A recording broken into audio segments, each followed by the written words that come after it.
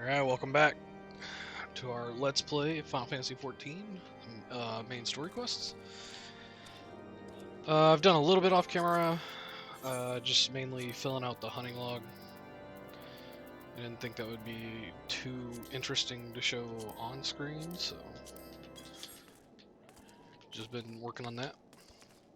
Either way, let's get into it. We last left off with going into Stone Vigils, so that's what we're going to start off with. We are going to use NPCs for Stone Vigil just because I know there's a cutscene towards the end that is really long, and most players don't like to wait for new players for that. So, let's get into it. Here we go.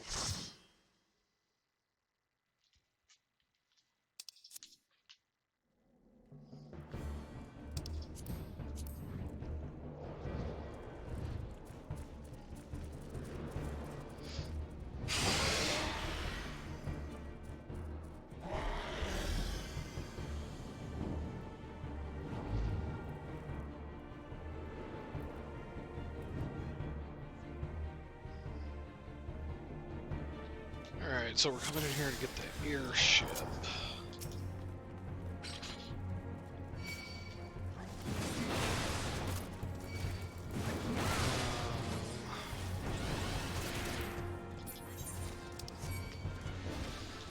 Yeah, this shit. I gotta make sure I don't overwhelm the NPCs.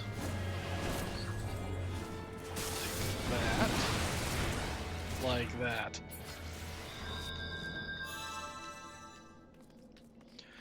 Alright, we will have to do one pack at a time, which is fine. It'll take a little bit longer.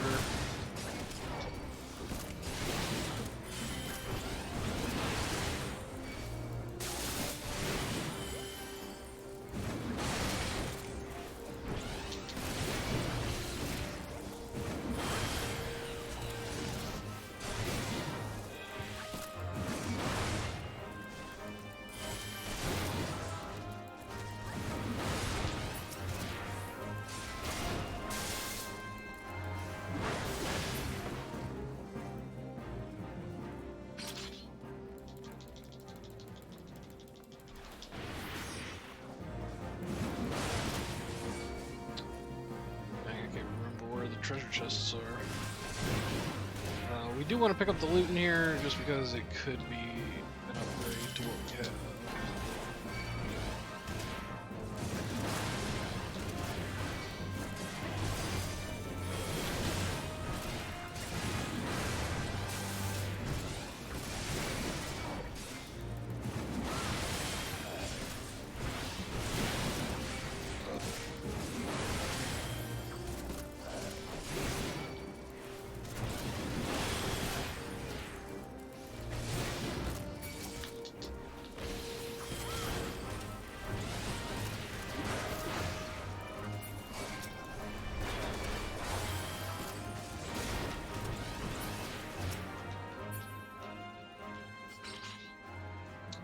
There used to be an Avis that would roam around here. I guess they took him out.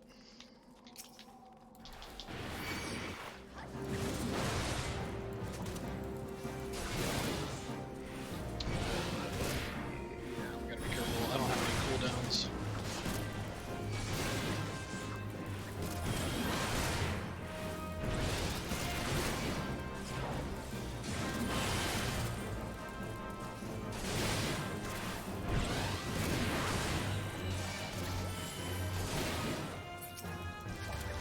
If we get down to one, we'll pull that other path.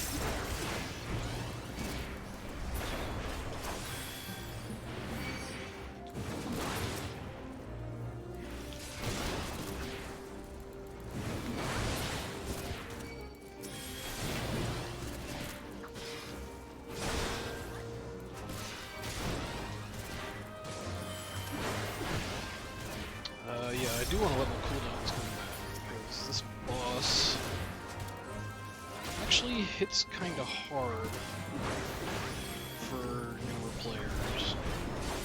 For especially tanks that aren't geared properly. And I would say we are technically not geared properly. So we will have to be careful here.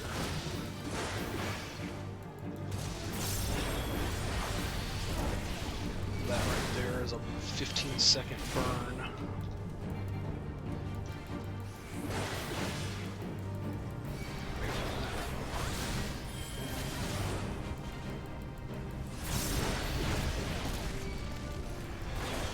And as you can see, he just keeps reapplying it. So.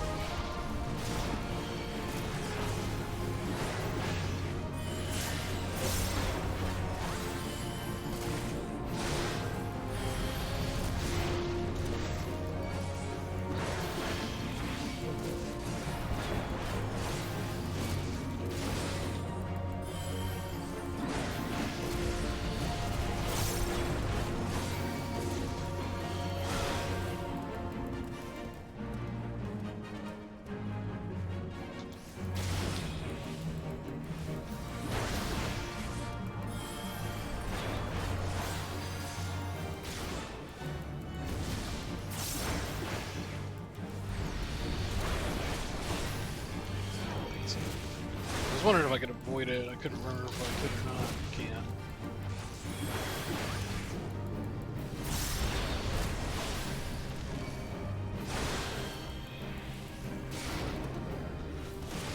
Man, I need to kill this guy.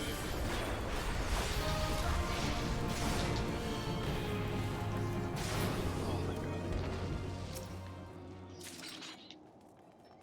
Nope, that is not what we wanted. I think that's the astrologian weapon. Oh, it ended up scholar. It's the scholar book.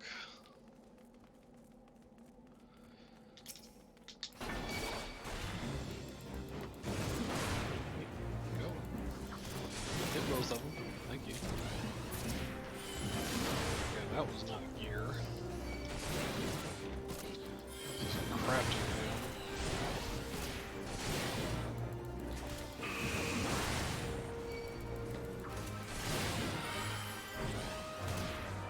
Alright, we're just gonna bring this little guy with us to the next one.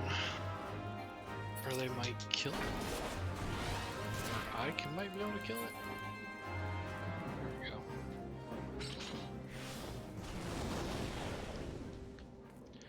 Come on, guys.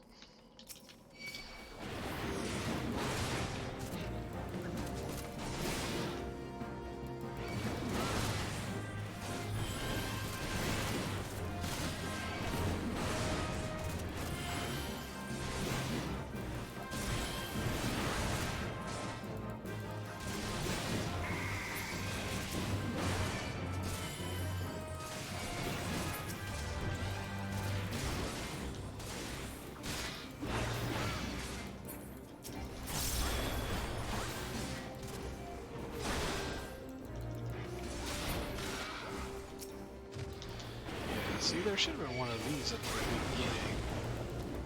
Those Dragon Davises.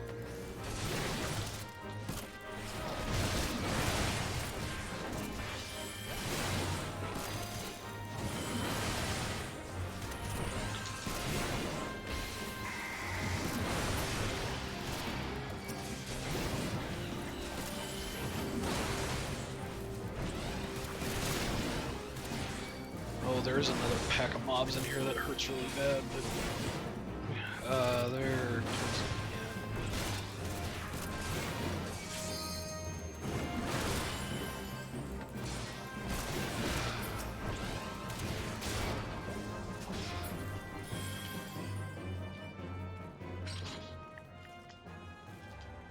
Oh, actually, there's gonna be a pack right here. This one's not too bad. It's actually the second set of these that is rough because you actually have one Dragon Davis, but you can accidentally pull a second Dragon Davis, if I remember correctly. We'll see in a little bit. It won't take us that long to get to the end. We're almost to the second boss anyways.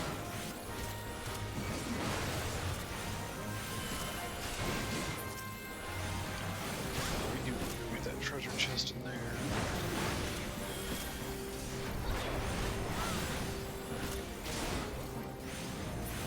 Actually, after this I should see if I have gear that I need. Because I am getting hit pretty hard. If not, I might want to actually use some food to up my vitality.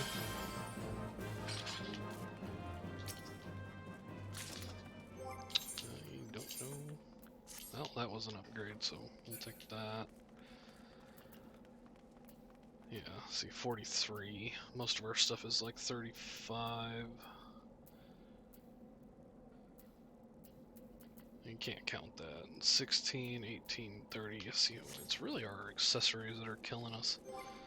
Man, that's some really bad food. Oh, there we go. That's better. Tenacity. Actually, tenacity will work really well for this.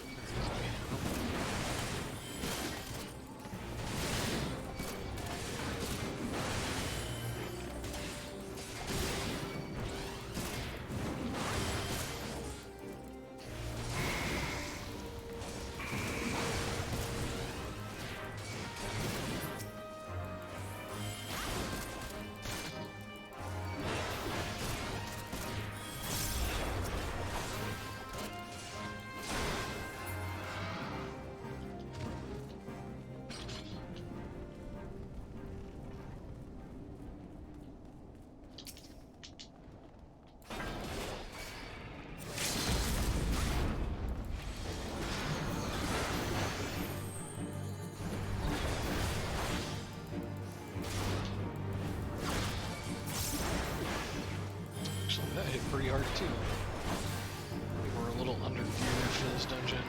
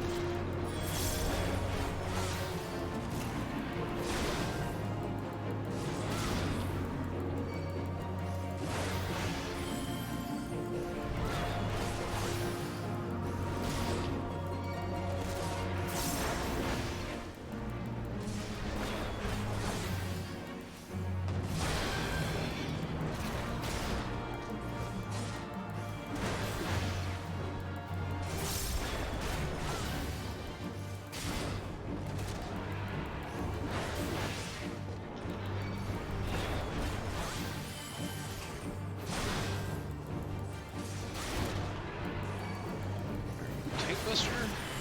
Maybe? Should be a tank buster? Yeah. Double up on mitigations. There we go, that hit way better. Burn 2 mitigations though.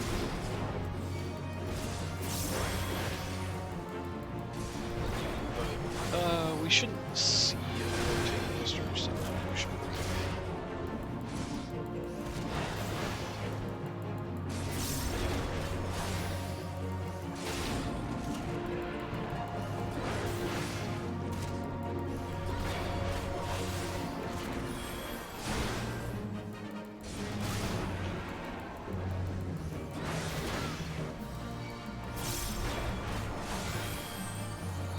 Okay, I lied. Should be fine.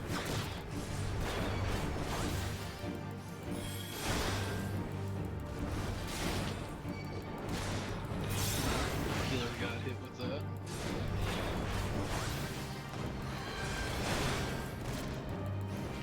Come on, you guys, just kill him.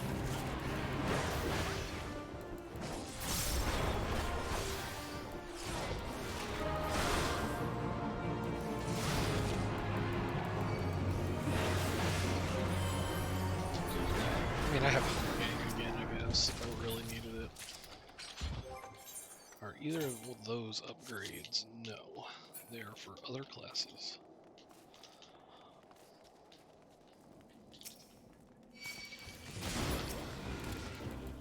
Yeah, these are the two I was talking about. Yeah, see, these used to roam. They didn't usually stay put.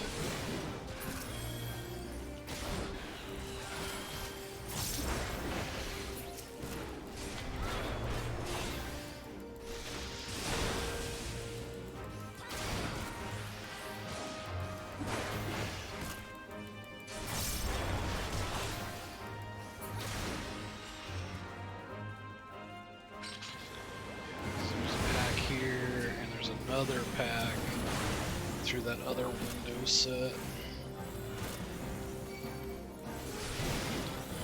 We will not be pulling both packs.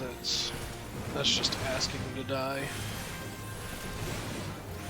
Now, if we were geared and I had a proper player party, then that would be a totally different story. We probably would have pulled those two dragons, these guys, and that last pack. That is not possible with NPCs. The healers just can't keep up with the damage.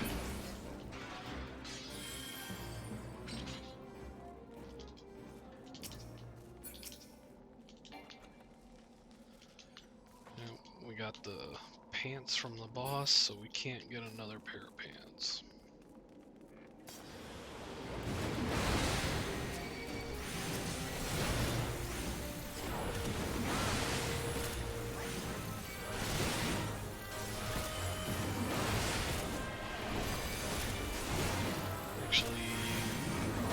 Was a waste there.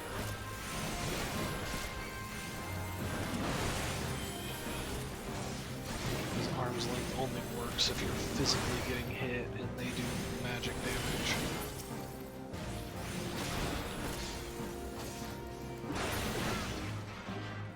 So it would have been better here, but too bad.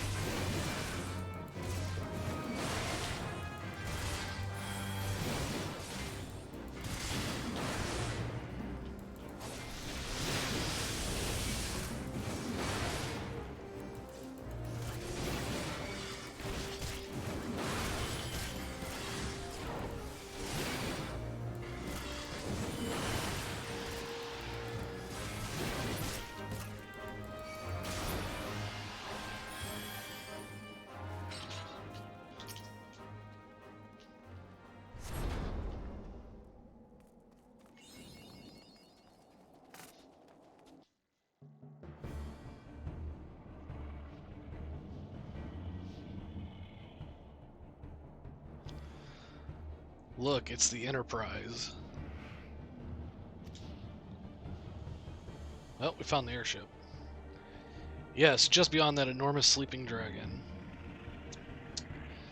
Well, that's a problem, Sid, now isn't it?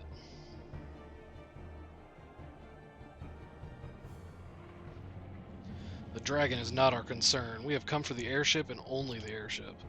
Sid, you and I will sneak aboard the Enterprise and prepare it for launch. You stay here and keep an eye on the beast. If it wakes, we may need you to provide a distraction until we are ready to depart. You can manage that, can't you? That settles it then, shall we, Sid? As you command. Alphanod, you're a little bossy.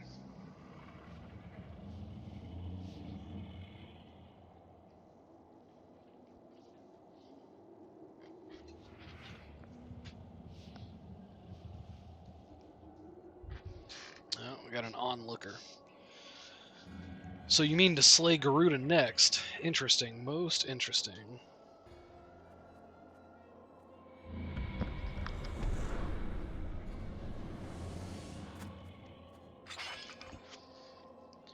And you are aware that her strength greatly exceeds that of your previous primal conquests, a testament to the fanatical devotion of her followers.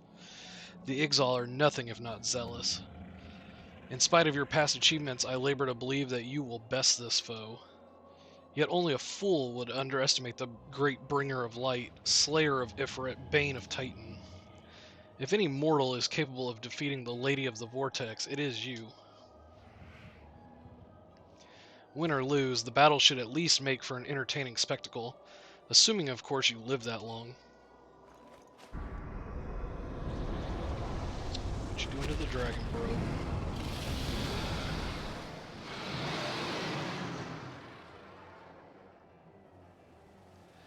Alphanod, the dragon.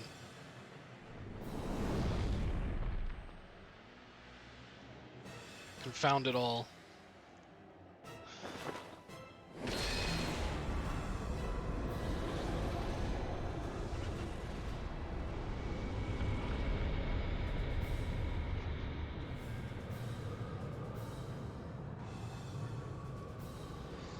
Let us see how well your blasphemous gifts serve you this time, Crystal Bearer.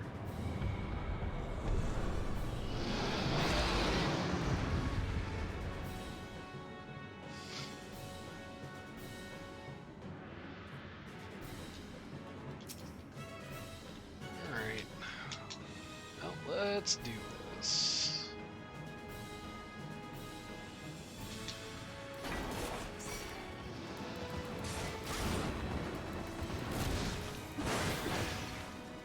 This dragon's not too hard.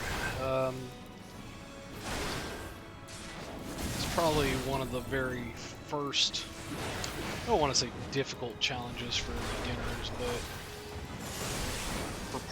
for new parties in general, this might be a more difficult encounter. Just there's actual mechanics.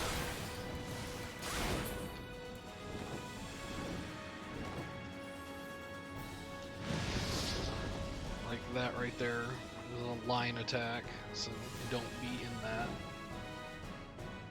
Because up until this point, pretty much everything was labeled green, or green, yellow, orange, whatever you want to call it.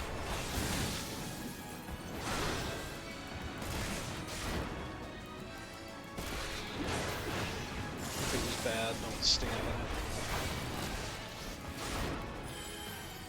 Then this boss has little mini tank busters that you have to watch out for.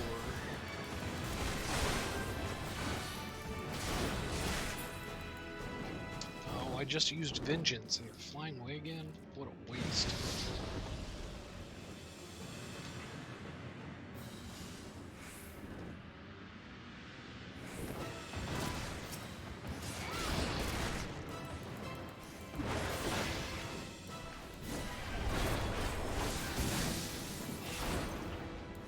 Party actually has to properly mitigate, at least your tank does for sure. Your healer's got to watch out for AoE healing.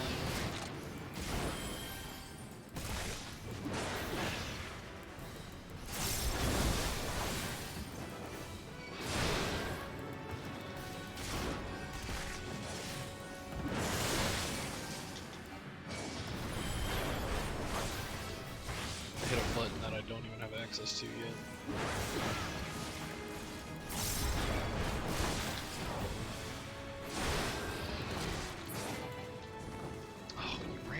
Again? Come on.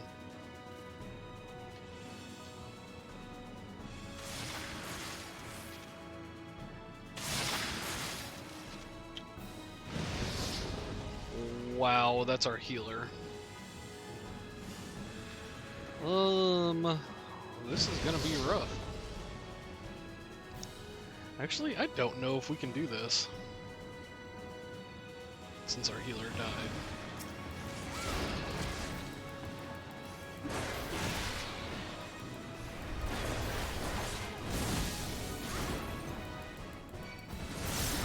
Get him low enough, I might be able to home gang. They're not.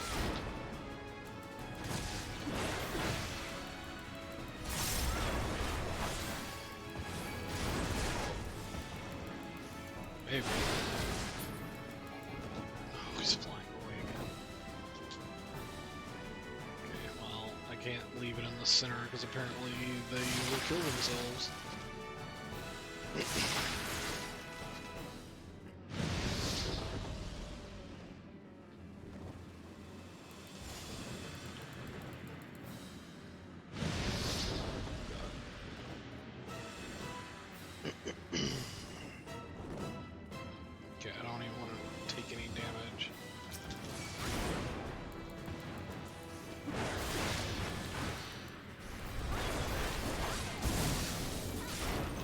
was good. That was good. Didn't take very much damage.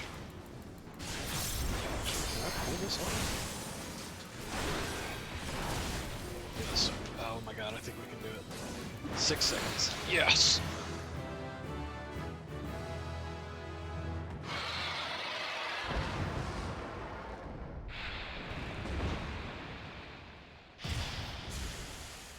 Oh, that was extremely close.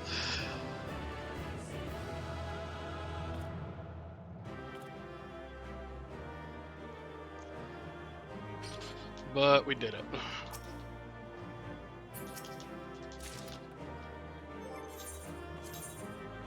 And we got gloves.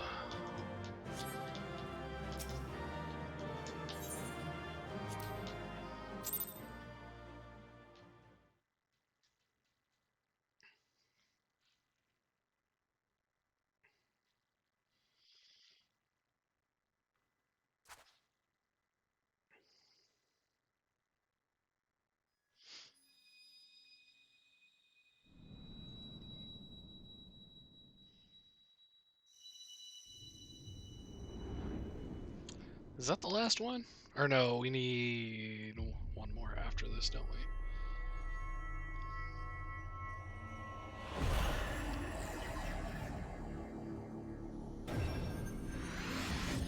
Yeah, we need one more.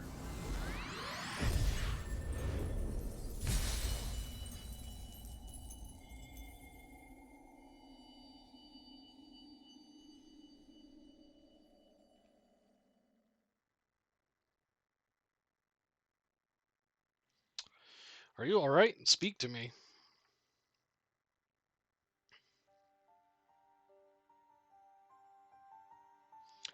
12 be praised. I feared the beast had injured you. I see now why the others rated you so highly. When you were caught in the midst of that etheric bubble with the dragon, I was all but certain my next mission would be to find a new champion. Thank the gods for sparing me that inconvenience. Wow, Alphanod, wow. I have quite enough to do already, which reminds me, Sid is working on the Enterprise as we speak. Let us go and see what he has to say. Well, hopefully he's got it running and we can get out of here.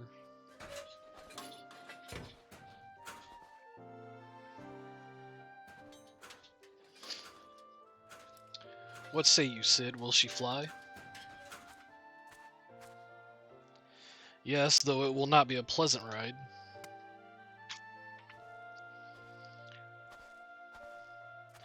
Well, I dare say it will be no more unpleasant than staying here. 'Tis a pity the Enterprise is not in a better state, but if she will allow us to quit this place, I shall not complain.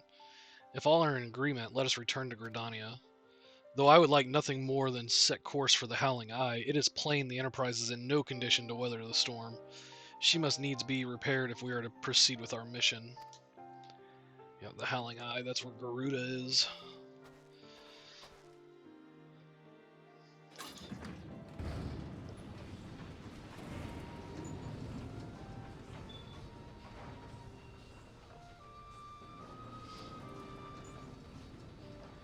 This is all so familiar. I know this airship. If I could just... Come on, Sid, remember. Bah, it's no use.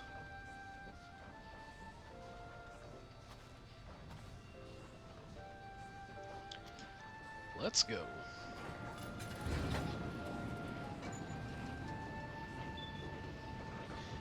What's that big old saw on the back? I don't think I've ever noticed that before.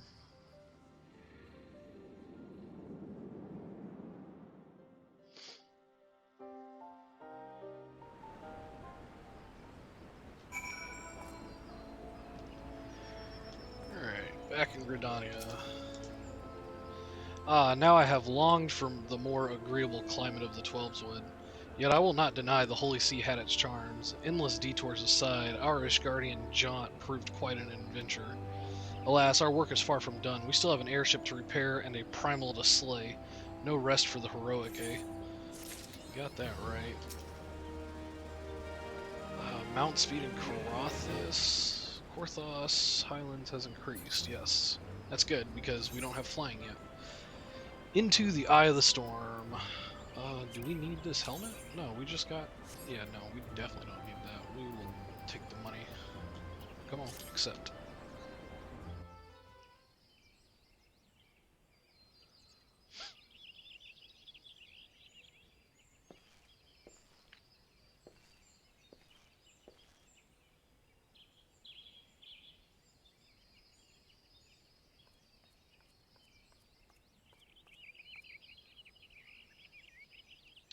It calms me to look at her. It's as though I've been reunited with a part of me I never knew was missing. Hardly surprising, you did design and build her.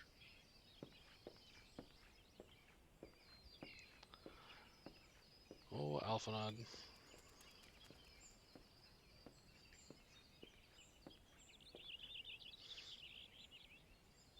I bear good news. The Seed Seers have granted our request to house the Enterprise. We may take as long as we require to repair her. Of course, it would be rank folly to take one moment more than we require. Garuda, lest we forget, grows stronger by the hour. If we are to have any hope of wresting this benighted realm from her talons, it must needs be soon. Though I am no expert on the workings of airships, it seems plain to me that the Enterprise suffered much from her time in the wilderness. Am I not correct, Sid? She looked pretty beat up. You are. Frankly, it's a miracle she carried us this far. As you know, the Howling Eye is encircled by a raging tempest, apt to turn proud trees to matchwood. Our battle will end before it begins if the Enterprise cannot weather the storm.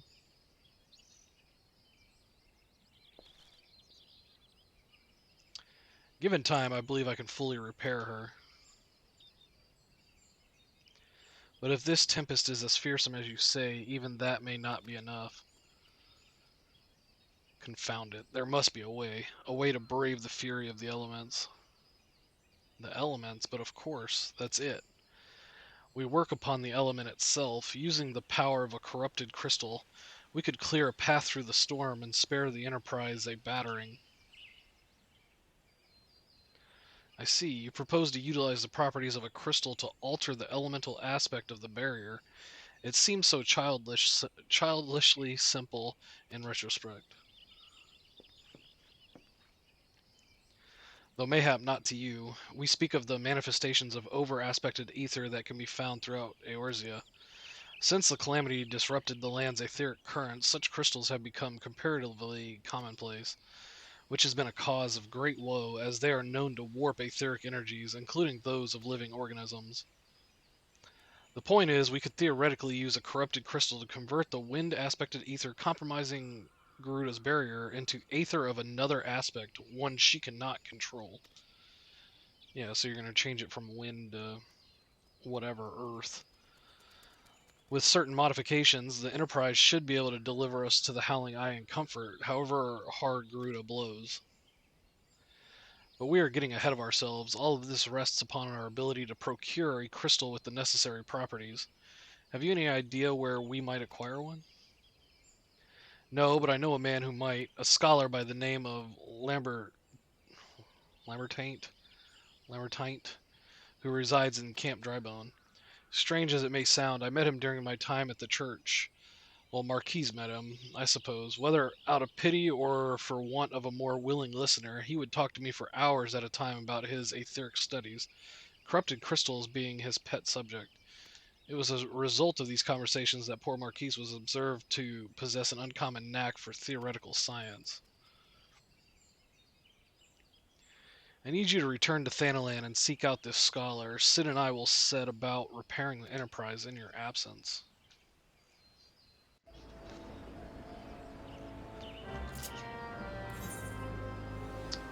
We're going to Drybone.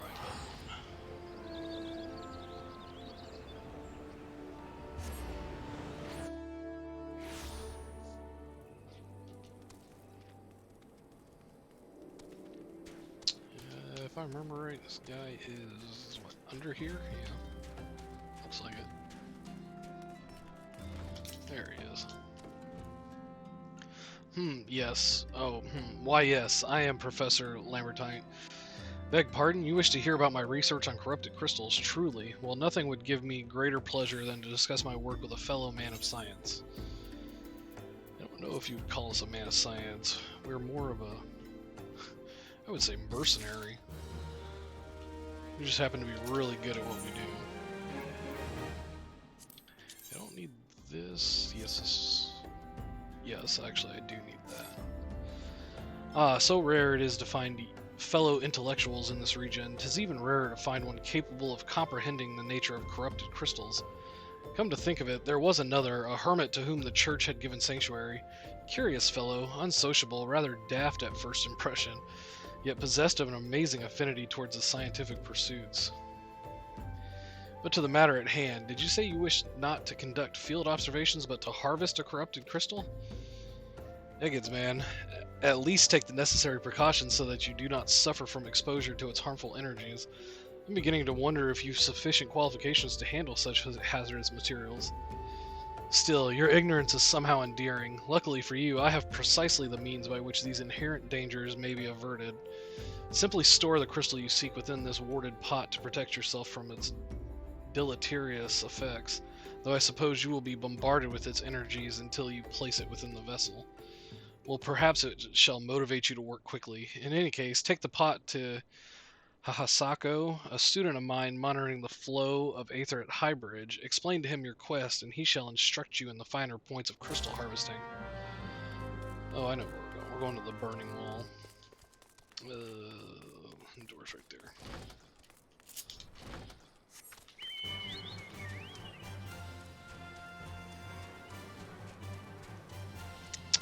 I actually forgot about this part.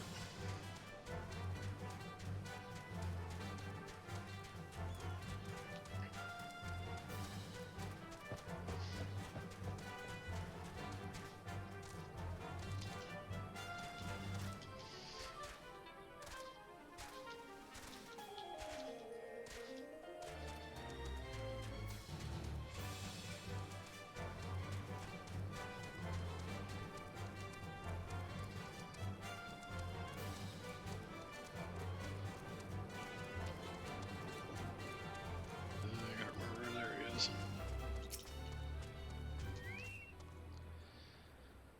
How many times must I be made to explain myself? I am not contemplating suicide, you imbecile. I have chosen this precise position to perform scientific measurements. Okay. What have we here? A containment vessel? Why, this is the handiwork of Professor Lamartine. You thieving knave, I shall call for the... Oh, you say the man himself lent it to you? Okay. Then you must have sought me out per his instruction, which means he believes me experienced enough to expound upon his explanations. At last, the recognition I so rightfully deserve. Okay. Let's go ahead and put that on. Yeah, we don't need gloves, we just got gloves. Oh, frabjous day. Kalu Kalay. That I should be chosen to guide this man. Yes, I, Hahasako, greatest of Professor Lambertine's pupils, shall see that you successfully query your query. Your timing is impeccable. In fact, for I was just preparing to procure corrupted crystals from the burning wall for my personal research. There, the devastating destruction caused by the calamity has blessed us with a bounty of sublime specimens. But something tells me that naught but a perfect peace will satisfy your high standards. In which case you must needs descend to the deepest depths. Amidst the flowing waters and the murderous mirror nights lies the most fantastic formation I have found thus far. Take this highly advanced researcher's tool and use it to separate a small fragment from the large cluster.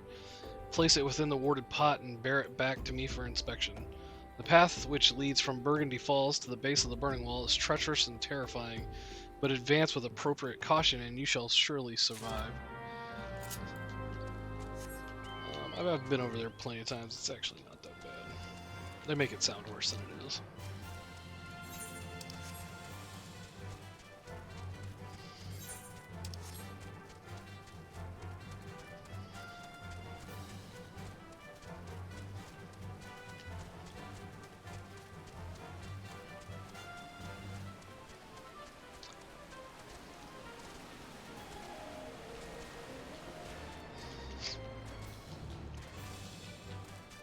Actually, yeah, if all the enemies in here aggroed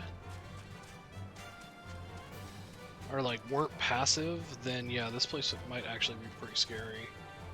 Because you could get messed up pretty quick, but there's a lot of passive mobs in here, so most of them you just run right by.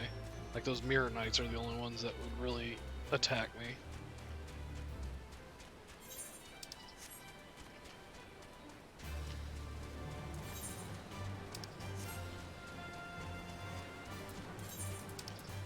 Okay, I gotta zoom in, I gotta remember how to...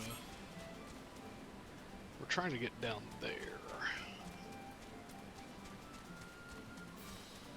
Problem is, I can never remember exactly where the spot is.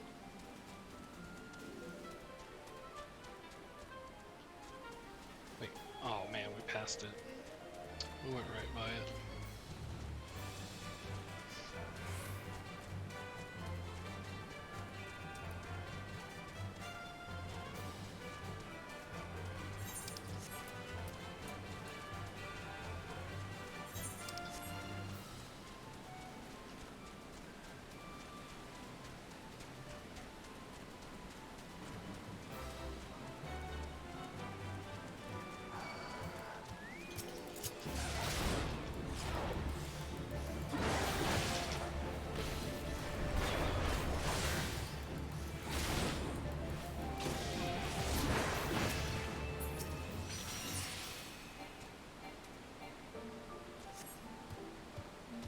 Wow.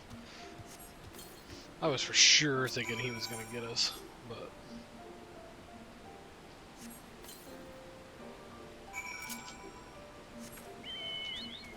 He didn't see us, so we're out of here.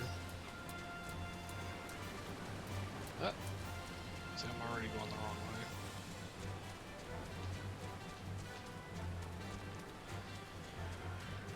way. Alright, we gotta go back to the assistant.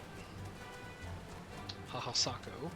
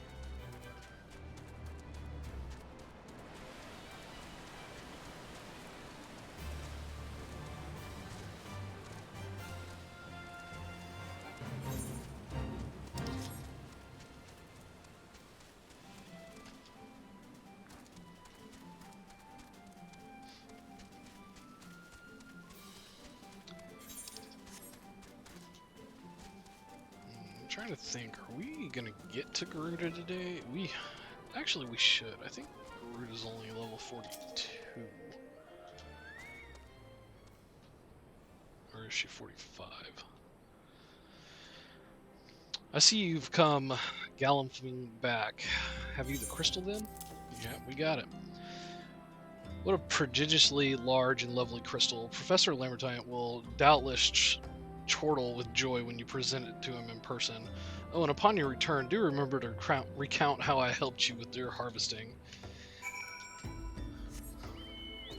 Yeah, but how much did you actually help me with the harvesting? I guess you gave me the tool. Because the professor gave me the pot.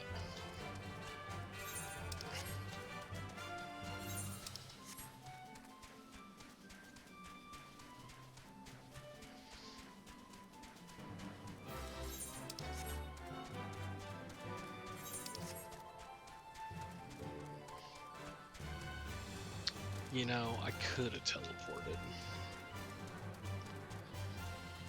My bad.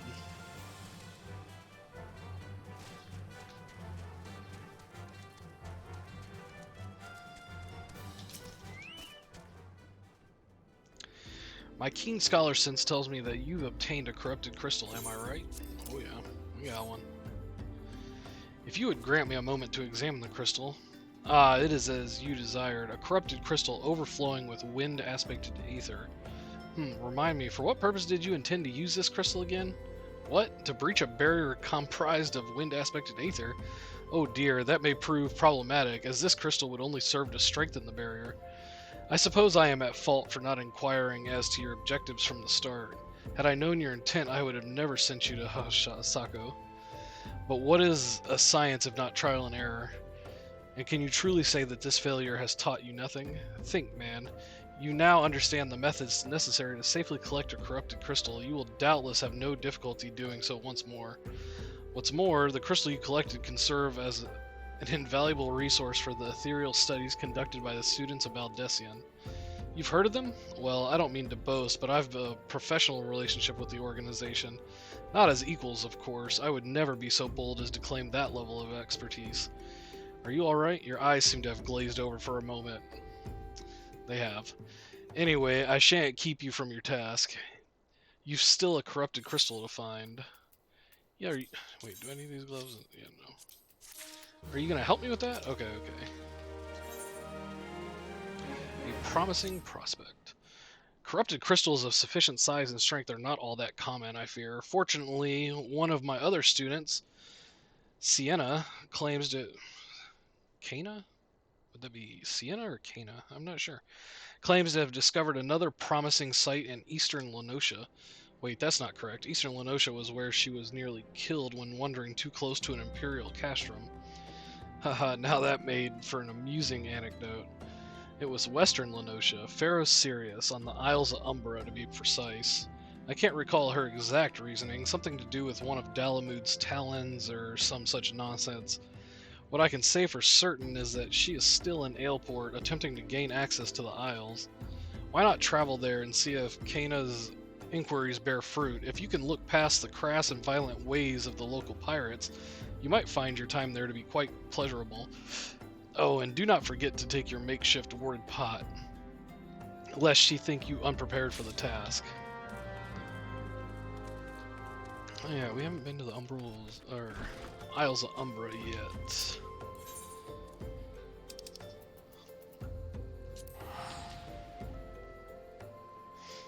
There's actually not much out there.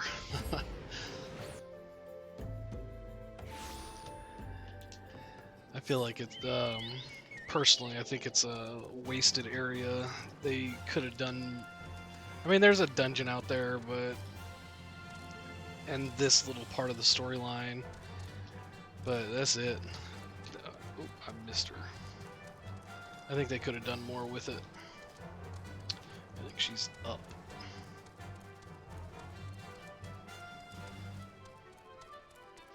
Yep, there you are. Yeah, corrupted crystals. Sir, I've no interest in being the butt of your jokes, so if you've no other reason for addressing me, kindly leave me be.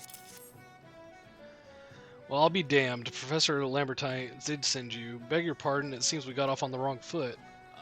I'm Cana, greatest of the professor's pupils, which is doubtless why he bid you seek me out. Indeed, I am an accomplished scholar with an extensive background in... Oh gods, just listen to me prattle on and on. I must have given this introduction a dozen times by now. Do we need these pans? Yes. As I told the professor in my many missives, I believe that the area surrounding Pharaoh Sirius is replete with corrupted crystals of exceptional strength. Unfortunately, I have yet to test my hypothesis, as all access to the Isles of Umbra is prohibited at present for reasons unknown to me. You see, my attempts to acquire this information are often met with annoyance and disdain. It's rather puzzling, since I always take the time to explain my motivations in great detail to the subjects of my questioning. I wonder why. Mayhap you will have better luck wresting the information from these yellow jackets. I've all but given up at this point.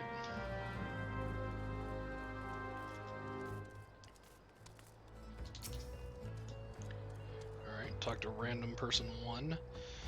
You startled me. Don't you know better than to sneak up on a person at a time like this? What with all this fatuous gossip of spirits and specters haunting the Isles of Umbra? Just because I know it's nonsense doesn't make it any less frightening. Specters on the Isles of Umbra. Ghosts and goblins.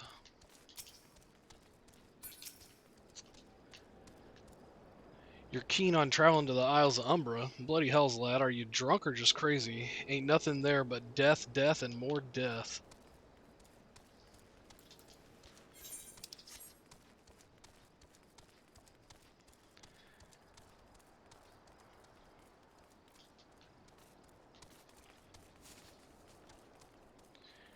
Alright, random person number 3.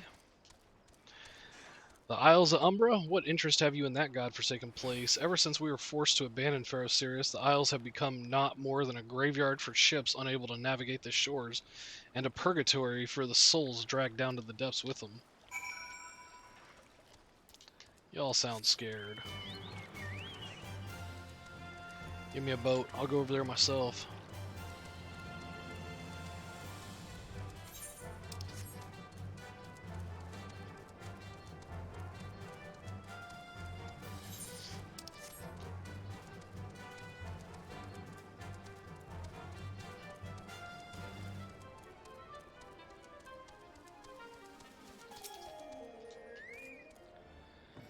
Ah, you've returned. Tell me of your findings. Really? Infested with the undead, you say? That is very, very interesting development. Excuse me for a moment while I gather my thoughts. I don't have a moment. We have a primal on the loose. Representing the representative. Okay. Worry not, my friend. I've given your findings some thought, and I've concluded that this talk of spirits is not more than local folklore. As for why all travel to the Isles of Umbra is restricted, well, mayhap it's considered too dangerous, owing to the abandonment of Pharaoh Sirius. Yes, well, anyway, while you were questioning those yellow jackets, I paid a visit to the local pub, since even an esteemed scholar like myself enjoys dulling her wits on occasion. It was there that I heard tell of a man named Skyfriend who was recently detained after returning from, wait for it, the Isles of Umbra. This is the first I've heard of someone actually traveling to and from there, so I'm curious as to how he obtained permission. Mind having a chat with him in my stead? He was arrested after all, so I'm somewhat reticent to approach him myself. You're gonna make me run all the way back down over to that one cell.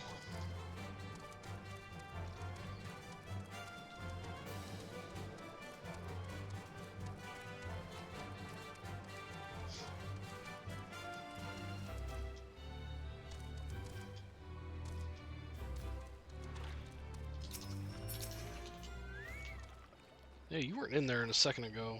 I'm pretty sure you weren't in there. I have to go back. She calls to me, sings to me. Tell Momoda, Mimidoa, I'm sorry.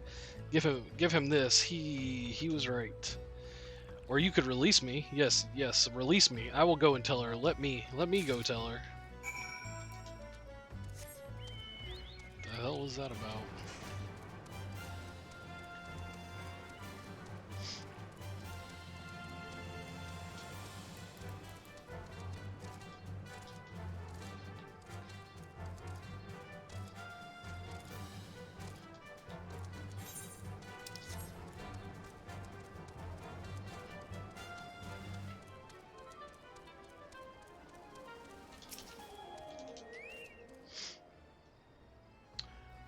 What does Skyfriend have to say? That's not terribly helpful. I couldn't care less how much he misses his favorite bar wench. But what was it that about a man named Mimidoa? Wait, I know that name. That's the bastard who grabbed my arse the other day at the pub. Well, if you want to give him that feather, be my guest. I'm not going anywhere near him and his wandering hands.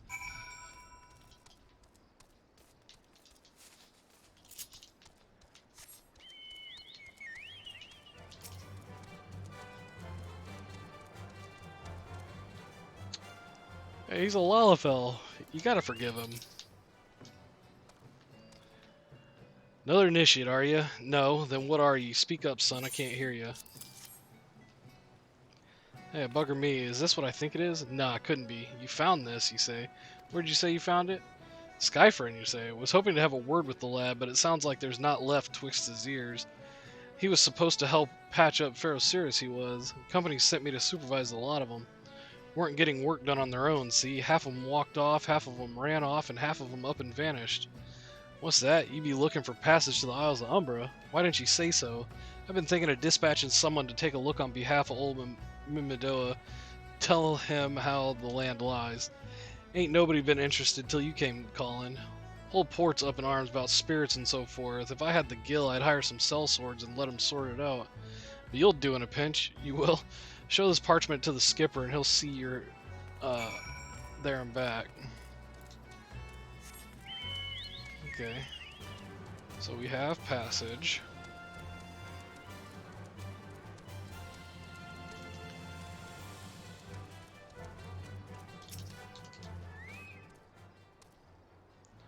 So you went and had a word with Mimidoa. I hope the valuable time you saw fit to waste amounted to something. Damn, wasted time? All I did was talk to people. You mean that disgusting creature was Skyfriend's superior? I find that hard to believe, but this writ of passage does appear to be genuine, so it must be true. I must say, it is a relief to work with such an industrious man as you. I look forward to hearing of the discoveries you will make on the Isles of Umbra without me.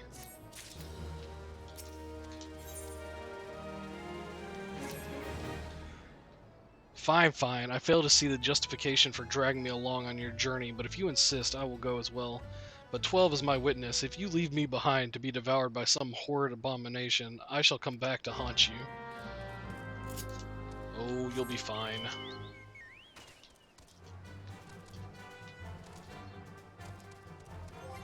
What level are we? 47? Man, it'd be nice to hit 50 just to go finish up the warrior quests. Ah, take me to the Isles of Umbra, he bids, as if it's as simple as, oh, I see you've got a writ of passage. Alright then, climb aboard. I guess it was that simple then.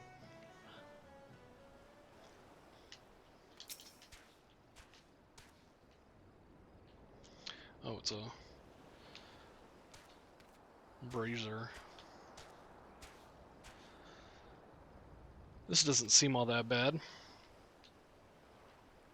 Not yet. I'm not saying I'd like to build a summer home here, but oh, the hells with this. Here, take your pot and go on without me. You've harvested corrupted crystals before, right? So it isn't as though you require my assistance. Speak to the man guarding the gate. I'm sure he'll let you in. Now, if you would please excuse me. Wait, did you just run off? I thought you wanted over here.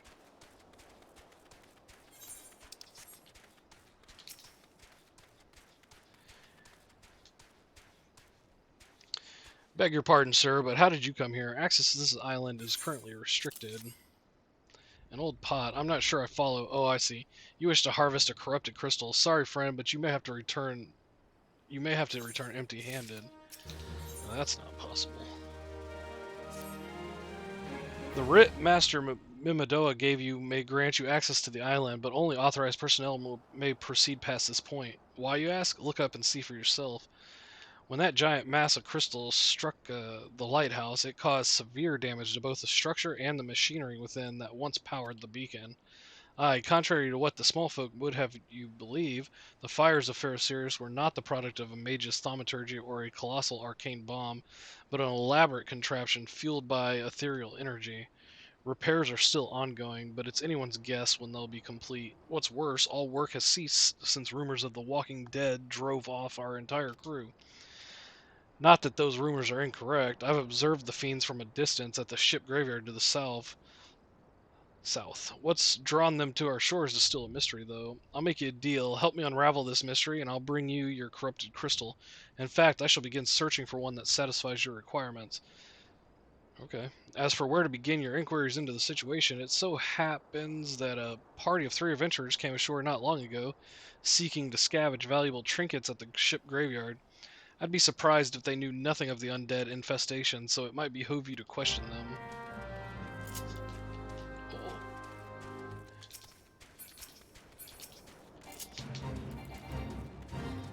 Oh, we're too high a level.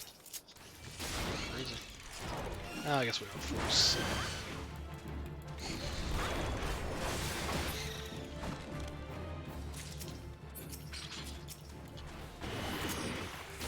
I need 3 of these and then we can get out of here.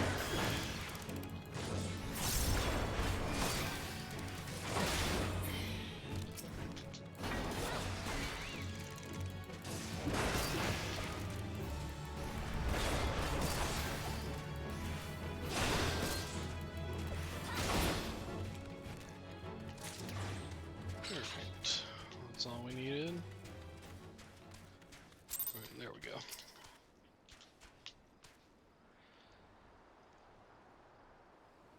It's all there for the taking. 5 bleeding years worth of wrecks and their cargo. But those queer dead things and that voice. Actually, the voice was quite nice.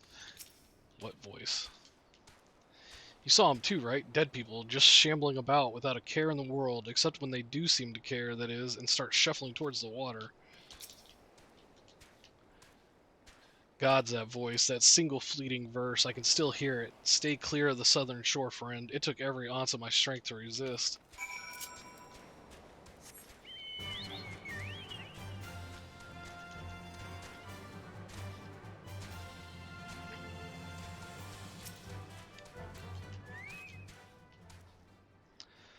This talking of an alluring voice is disturbingly familiar, as if. But that's impossible. They're all dead, aren't they?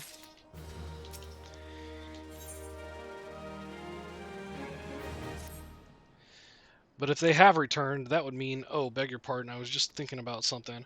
Which reminds me, I received word that Master Mimidoa would be arriving any moment. Apparently, he grew tired of wanting for the lanky young lad with the 1,000-yom stare to return, which I'm assuming is you. I don't know what sort of arrangement you have, but you should probably go and explain yourself. I haven't even been given a chance to do anything.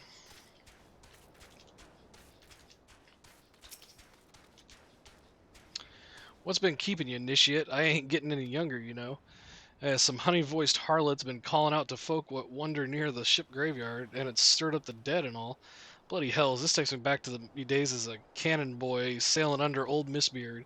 But they wouldn't dare, would they? Not after the lesson we learned 'em last time. Bah, they bloody would, though, wouldn't they? Brazen old biddies. Some folks said as the first purge would be the last, but I knew deep down in my bones as this day would come, and come it has. I'd bet me bum ear a siren's behind all this. Yep, if you didn't guess, there's a siren. Nay, not one of sanguine variety, initiate. I speak of the other kind, them what's got feathers and lure sailors to a watery grave with their sweet, sweet song. Oh, but it don't end there. Drowning's just the start of it. Or just the start. See, even in death a man stays bound to the beast, forced to do her bidding till his corpse can't do it no more. 'Tis a fate I wouldn't wish on my worst enemy, except maybe in drink, and I'd regret it after. Any road, 'tis up to us to stop this hell's-born hussy afore she takes another soul. Of course, we can't send you marching off to war without these. The siren don't have no power over a man as can't hear her song. 'Tis lucky for you I carry a spare pair, and lucky for the both of us I'm superstitious, old sod. Well, she ain't coming to us, so we'd best head over to her, to the ship graveyard, initiate. Yeah, let's go to the ship grave. Oh man, I canceled that. Let's go to the ship graveyard and take care of the siren. Because I really need my corrupted crystal.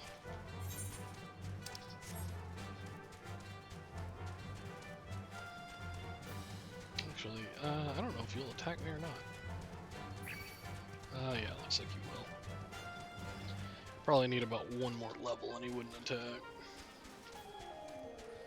But I am not going to worry about it.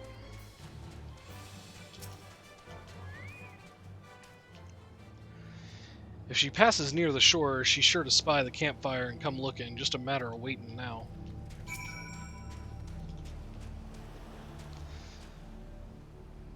Well, let's hope she comes soon. Yeah.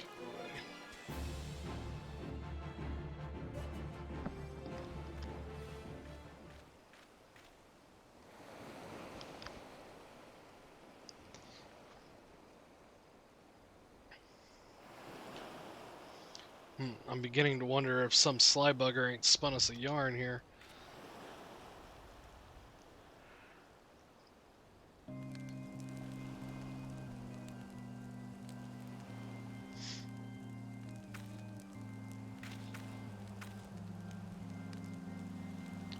Quiet, do you hear that? 'Tis her.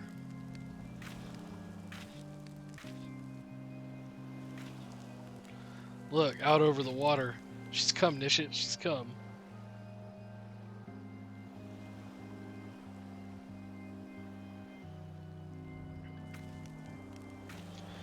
Quick, lad, shove them plugs in your ears and get ready for a fight. As soon as she realizes you're deaf to her ditties, she'll call on her thralls and we'll be up to our necks in corpses before you know it.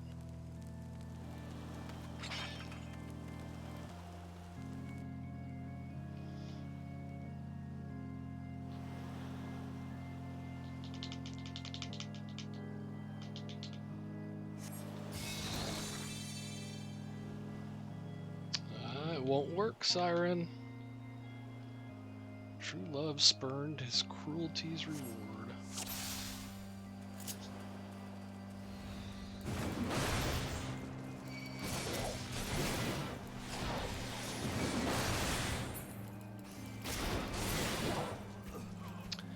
Yeah, you gotta throw more than just 3 of them. That's boring.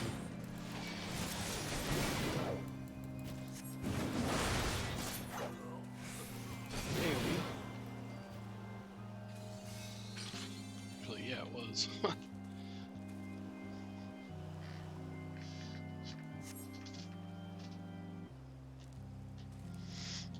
Come fight me yourself.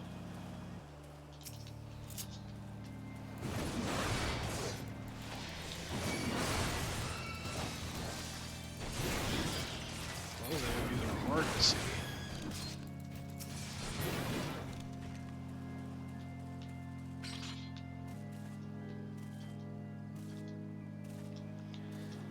Melody, last breath of death. The rhythm, dost thou not to relent regret forever alone? Those explode, yeah. Yeah, bubble burst. I don't think there's anything you can do about those, you just have to take them.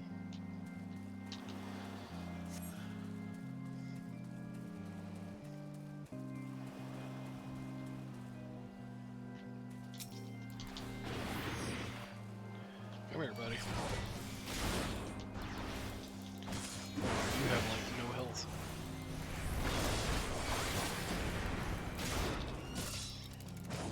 Go ahead and kill the captain.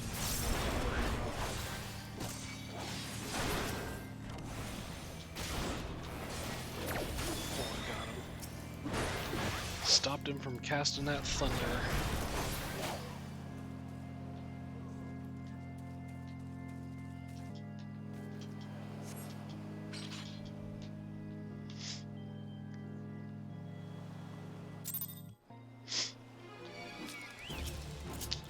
Seriously? You were just waiting for me to get out of that.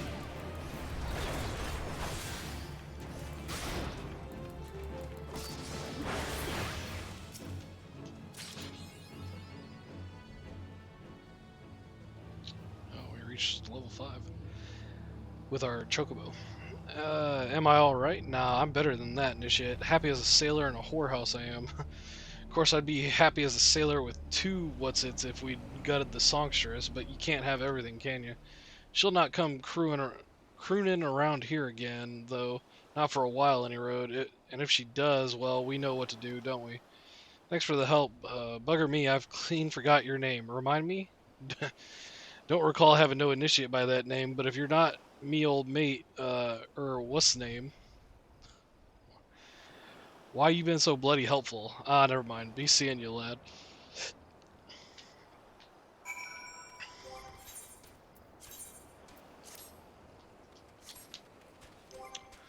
What? Actually, looks like proper armor. Not some random pieces thrown together. Companion. Increased accuracy. Is that really still needed? So when this game came out, there was an actual accuracy stat, and you could miss a lot. But since then, it's been a long time. Accuracy has been removed, so I don't even know if that's like if that even does anything anymore.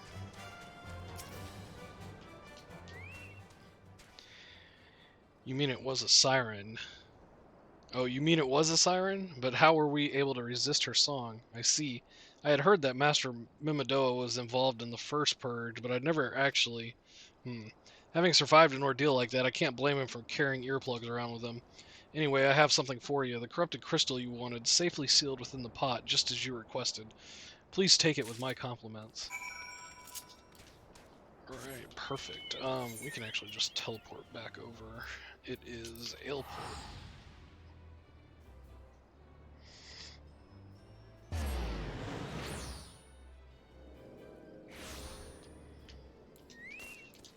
Oops.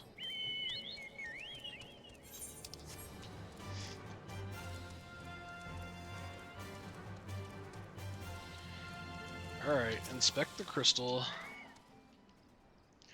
Oh, it's you. Welcome back. You're looking remarkably hale, I must say, and more importantly, alive. You are alive, aren't you?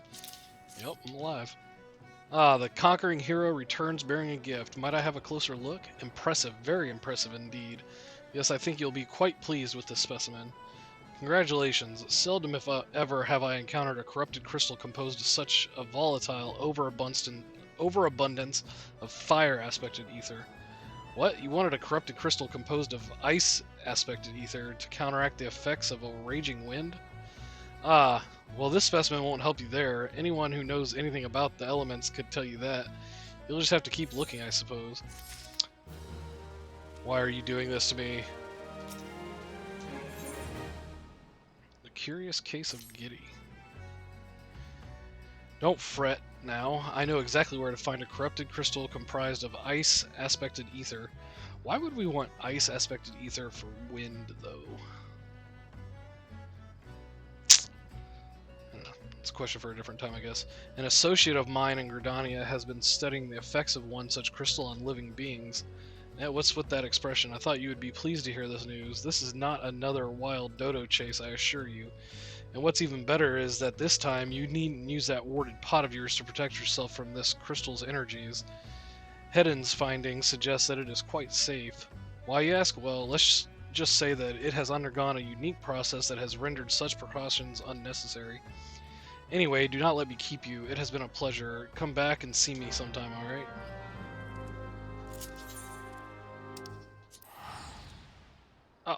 They're in Gridania, so I never had to actually leave Gridania. Oh, we got credit for that fate. Okay. Where are you? You are over there. Wait, were you not over there? Oh no, you're by Amphitheater or Conjurer's Guild. I'm not sure which one's closer. Or Amphitheater.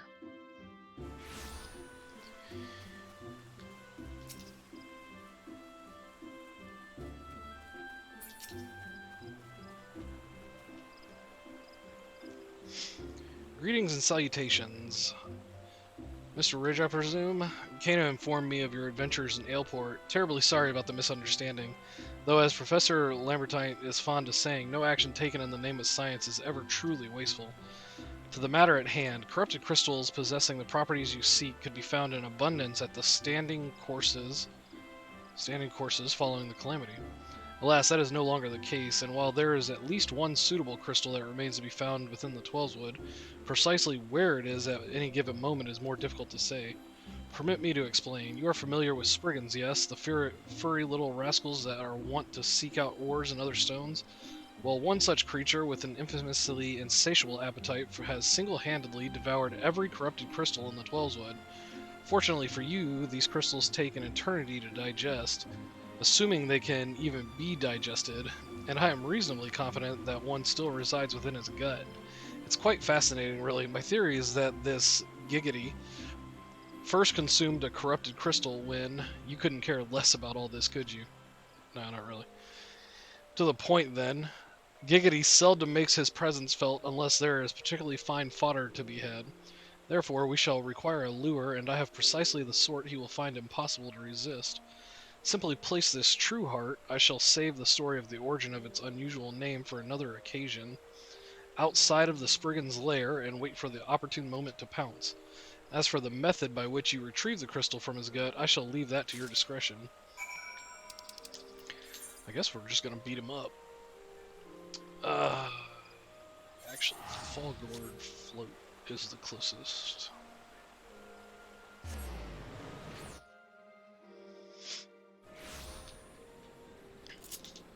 Yeah, we need to go south.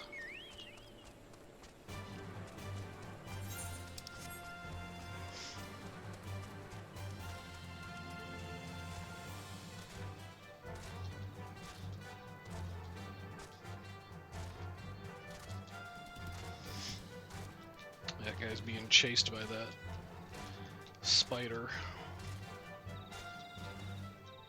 Yarzan.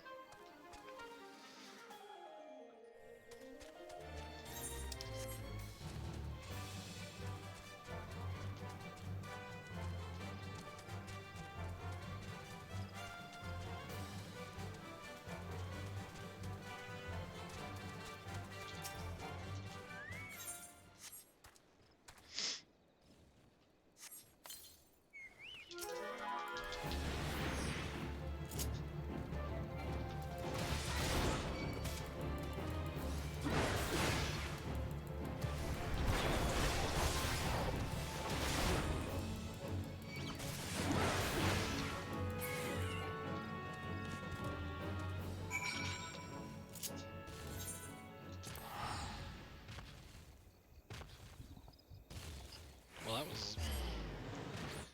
Man, a lot of these open world things are way easier than I remember.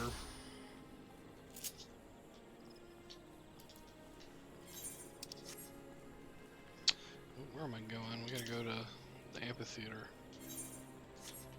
Where are you?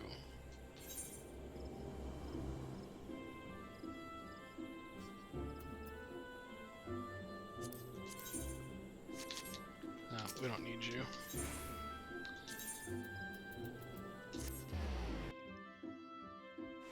We could always come back and get that later. We don't need the earring, and we already have... We already have all the teleports for these areas, so... We don't really need that quest to open up that one random gate. Pray do not sneak up on me like that. I was engrossed in... Wait, what is that? What is that God's awful smell? My word, that is breathtakingly a beautiful crystal. I see my supposition was not mistaken. I also see you weren't adverse to digging through Spriggan entrails for your prize.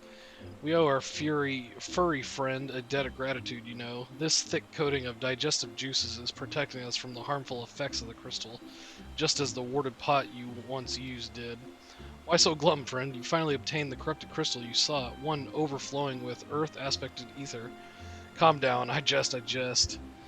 Oof. It is comprised of ice-aspected ether, worry not. I suppose that joke was in poor taste, considering your previous 2 attempts were for naught. Better late than never. Do we need these boots? I mean, they're extra defense, yeah. Beg your pardon, I forgot to return your crystal to you. Oh, and there was a message for you from Professor Lambertine. Something about a man named Marquise. Apparently the professor misses the intellectual stimulation. Forgive me, I should have written it down. It occurs to me that I have yet to ask why you needed that crystal. You aren't planning anything nefarious, are you? It would reflect poorly on me and my research if it was used for evil ends. Ah, well, perhaps it's best I remain ignorant. I didn't become the professor's greatest pupil by filling my head with unnecessary information. So you don't want to know what I'm doing with it. We should be able to just teleport to the airship landing.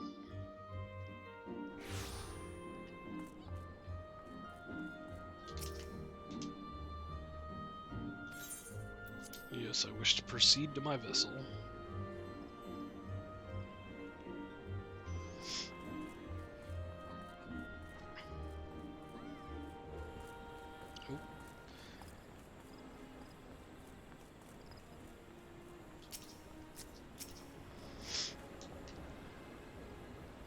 All repairs and modifications have been completed. Once you bring me that crystal, nothing will stand between us and Garuda. Well, here you go, Sid. Here's the crystal. I'll need to run some tests to be sure, but this looks to be exactly what we need. Worry not, I'll see that your hard work doesn't go to waste.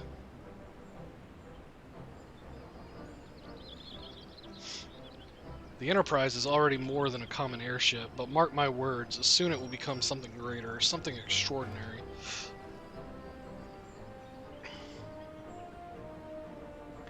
This is me. This is what I was born to do.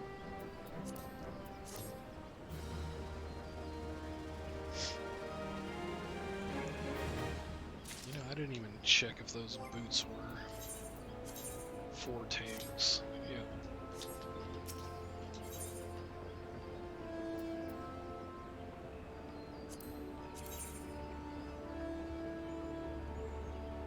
Nope. The dungeon one is better, so we will just take the money for this one. According to my tests, the device is now functioning in perfect harmony with the crystal, meaning we can leave whenever you're ready. But you must understand, tests can only tell one so much. Until we approach the Howling Eye, until we attempt to breach the barrier itself, I cannot be sure that this will work. I think it only fair to tell you that there is a small but statistical significant chance that the crystal could trigger a massive... mayhap it is better that we remain positive. I want to thank you for reuniting me with my ship, for trusting in me to develop this plan, for everything. You've helped me to rediscover a part of myself I'd forgotten. I am not the man I once was, and I do not know if I ever shall be, but I do know one thing: this feels right. My apologies for the sudden outpouring of sentiment. I would have waited until after the mission, but, well, you understand. Do you think I'm gonna die, Sid?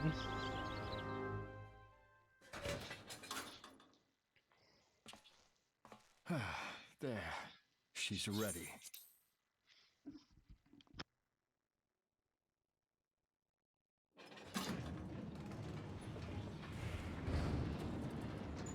Ah, she stirs.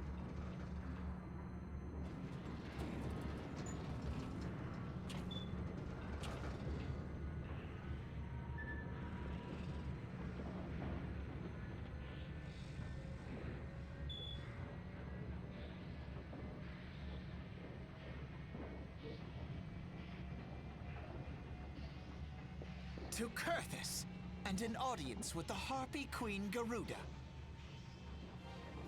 Enterprise, engage.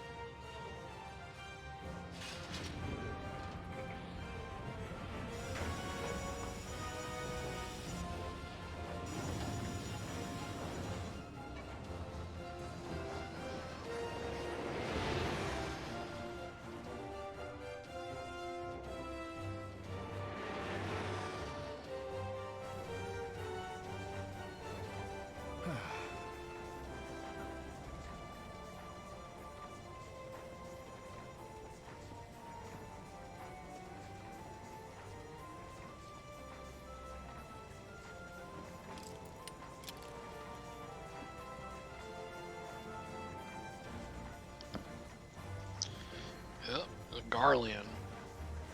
Damn it. That bead in his forehead tells us he's Garlean. I once flew in this airship, and I was not alone. There were adventurers on board. Adventurers like you.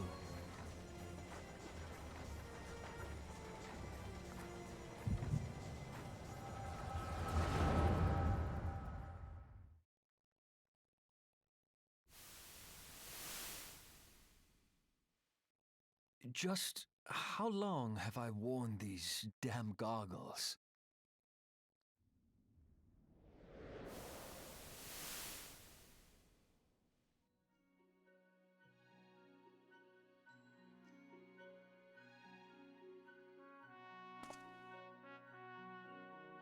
Ah, yes, I fancied myself a trendsetter in my younger days.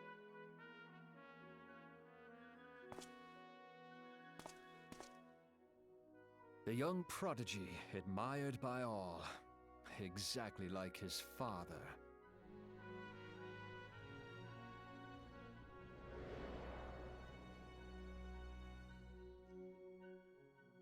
born and raised in Garlemald.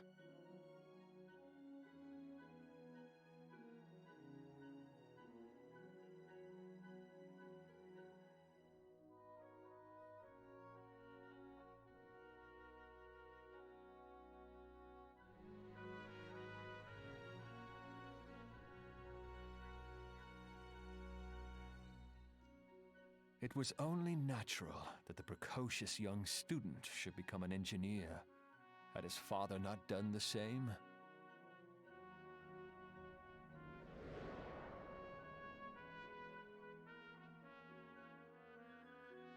Father, when did we stop seeing eye to eye?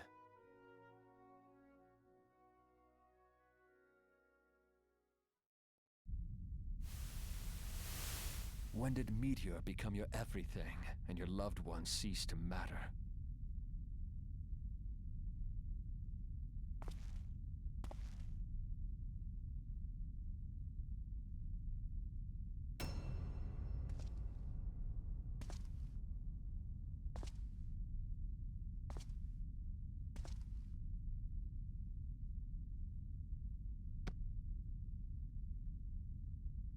You abandoned us all, but he was there for me, Father.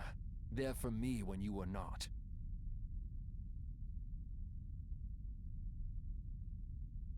Though he proved no better in the end. Gaius was just another man, with an all-consuming obsession.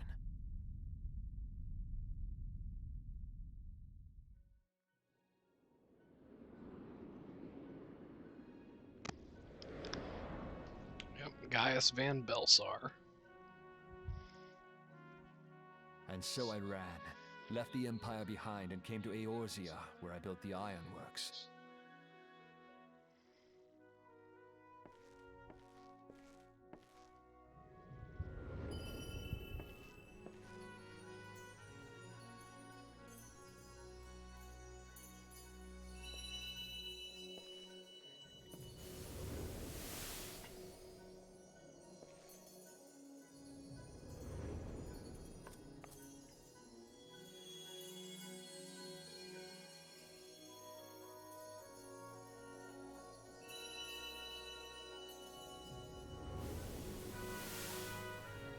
Hey, that was us. Ah yes, it was then that I first donned these goggles. Wait, we gave him the goggles?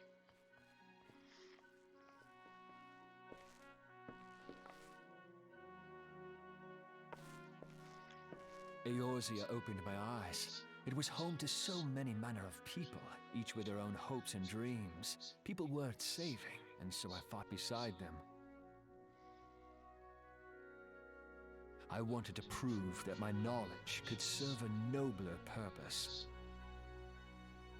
I wanted to prove that there was another way. And it all began that day when I found my new home.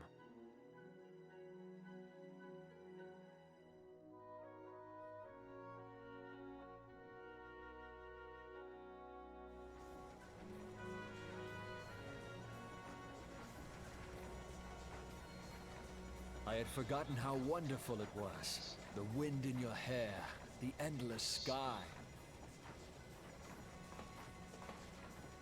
That light. It was you, wasn't it? It's surprising how few people know this, but all pure-blood Garleans have a third eye. Perhaps mine helped me recognize you, or perhaps it was just a lucky guess.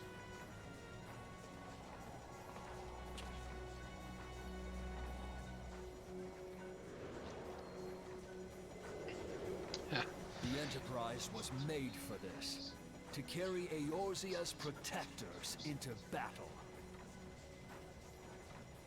I am proud to be able to call her my own. Sid? What exactly do you remember? Alfinord, my boy, sorry to have been such a burden.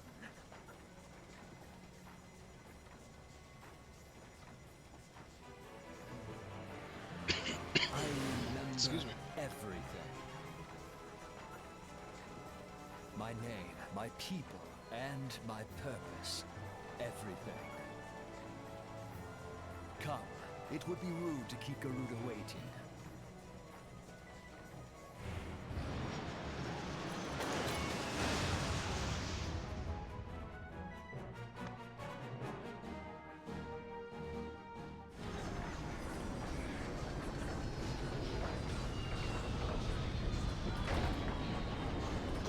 Well, I guess we made it through the vortex.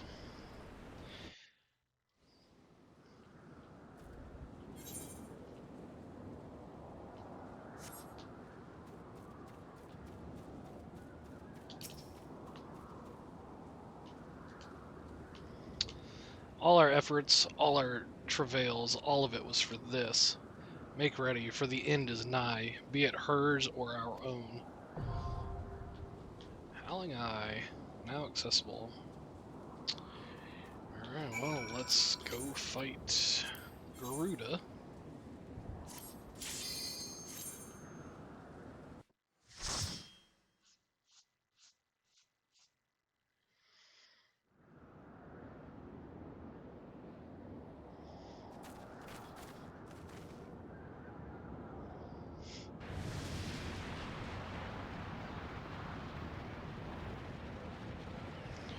Who dares intrude upon my sanctuary? Your insolence shall not go unpunished, landwalkers.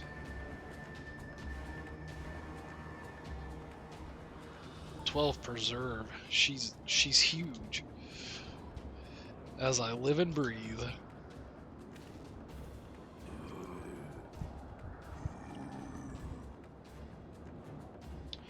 Over there, look.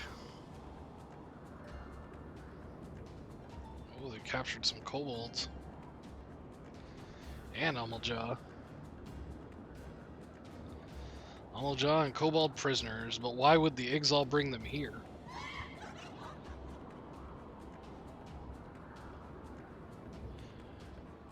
Wherefore come you hither, foolish mortals? Garuda, we are come to put an end to your reign of terror. Hear you this blasphemy, my children. These landwalkers would bring me low.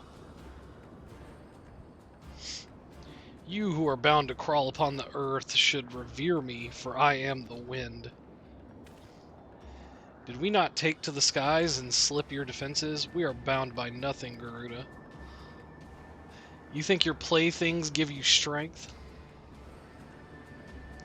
They will not help you here, Landwalker. This is my realm, where none can challenge my supremacy. Struggle though you may, I shall slake the roots with your blood and festoon the canopy with your entrails. Squawk. Slay the unfeathered ones we shall. As an offering to Garuda, they will serve.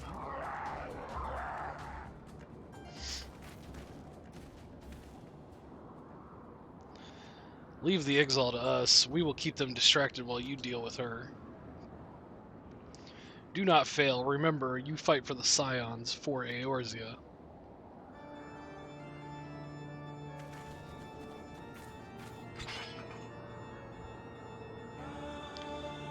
This worm would die by my own hand. Come then, I shall grant you that which you seek.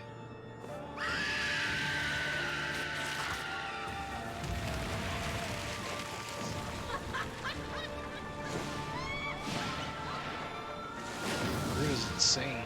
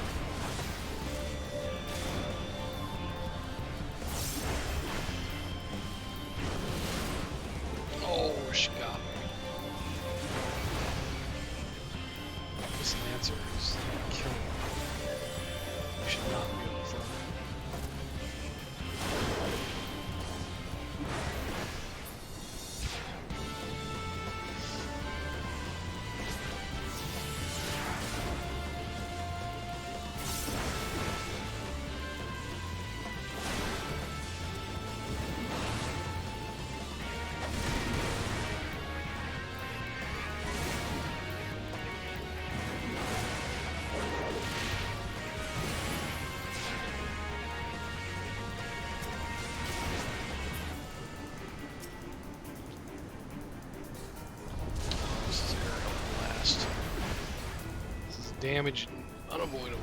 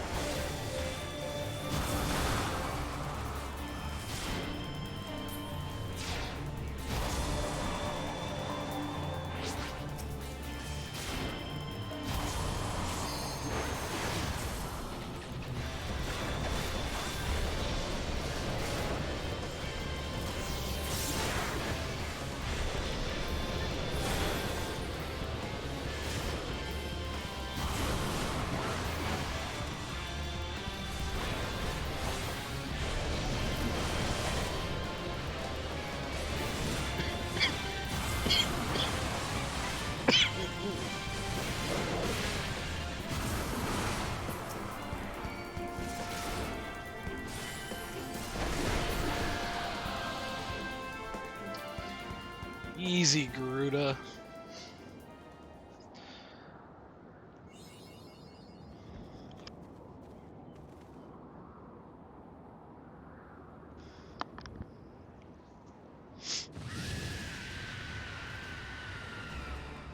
What? How in the hells? This is my realm. You have no hope here. None. None. Did you truly believe you could defy a god, landwalkers?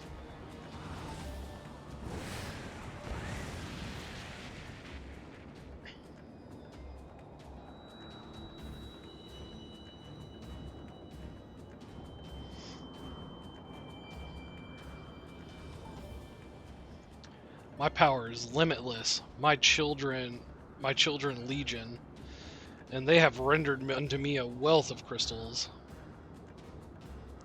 Their gifts sustain me, their faith empowers me. None save my children will escape the reckoning mortals, and those who would use my crystals to waken the rest shall realize the folly of their faith. Then all shall worship none but me, the one true God. Of course, worship. So long as the Ixal keep praying, she will never fall. Then let's stop them.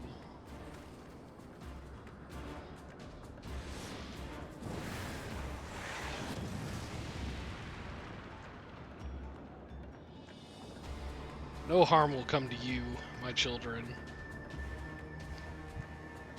This is only the beginning, landwalkers. All who oppose me shall suffer for their defiance. Soon the worms of the forest shall receive my judgment. The desert vermin next, their walls of stone will not shield them from the tempest. And then will I take vengeance on the sea lice? Their wooden boats cannot outrun the wind. Tremble, mortals, for I shall visit you all in time, and all shall be mine, all mine. You, landwalker, you who dared to raise your hand against me, you shall be the first to pay for your sins. Not with your death, but with your life. You will serve me, landwalker, to your last breath. We can't be tempered.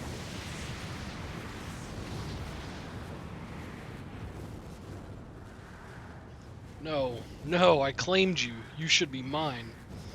We can't be tempered.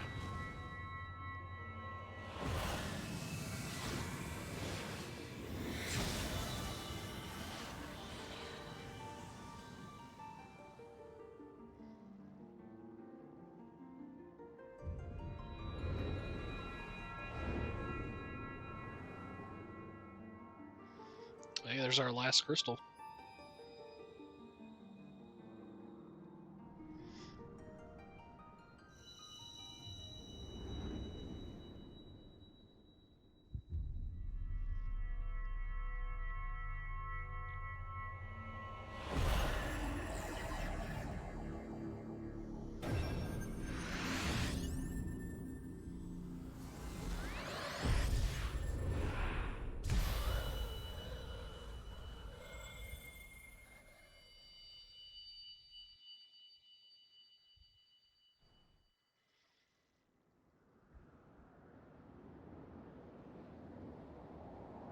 What what are you? What have you done to me?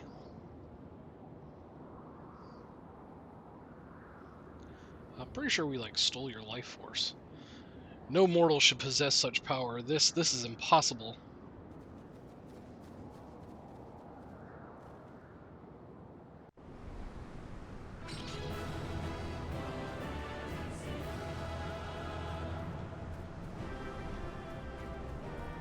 I thought she was around. Can't see her though.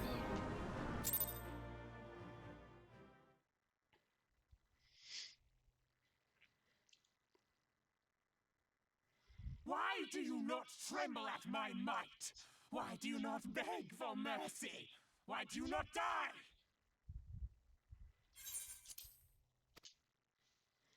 We've done it! Ah! Impossible it is! Kill you all! Is that all? O Lady of the Vortex, O mighty Garuda. Of all primals, the most terrible, I say again, is that all? Gaius! Ah, Sid, my boy, you look well. For one who has forsaken kin and country. I wonder what else you will forsake before the day is done. What? What exactly did you hope to accomplish here this day?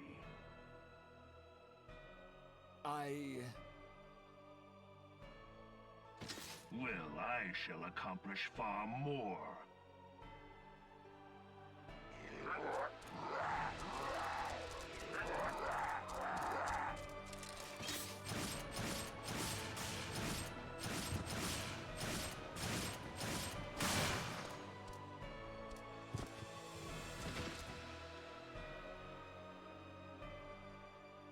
Is that all? Is that all? Insolent mortal! I shall make you suffer! That foul stench! I see now. She has touched you! Very well.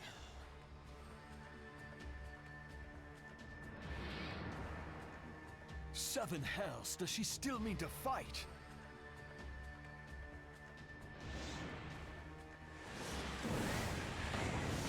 Our Lord of the Inferno Almighty brought us succor in our hour of need.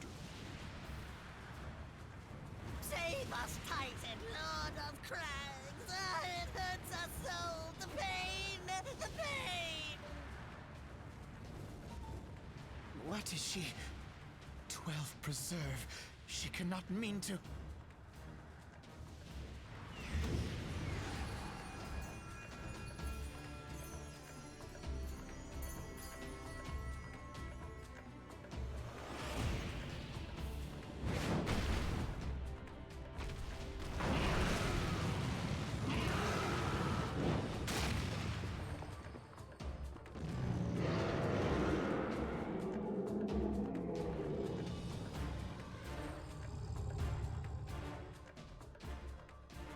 No. No, this is all wrong. Stop gawping, boy. We must run.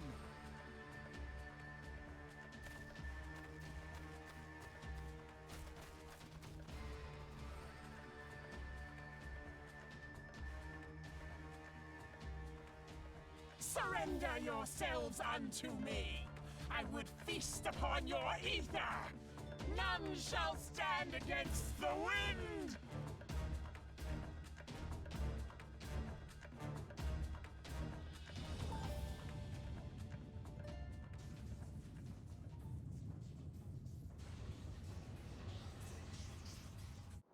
Bear witness to the glory of the Empire!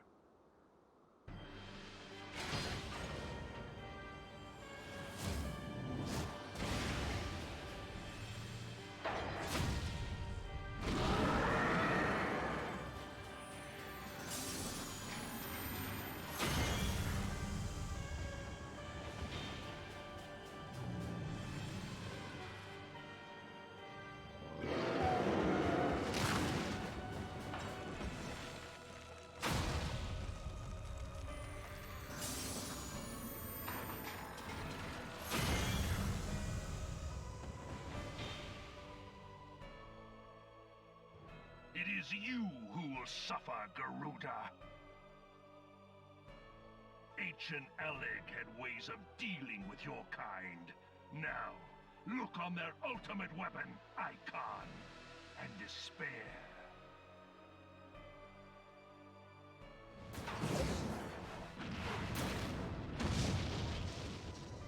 No!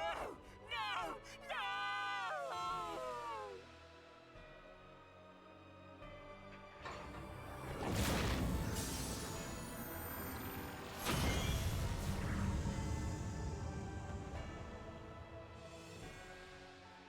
Magnificent. It exceeds all expectation.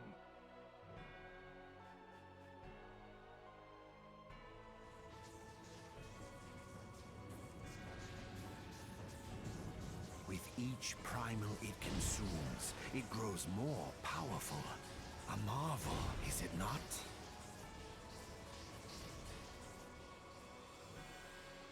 Such is the fate of those who oppose the Empire.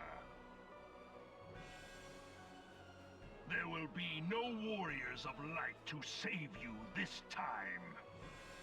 If your leaders are as wise as they are reported, they will surrender.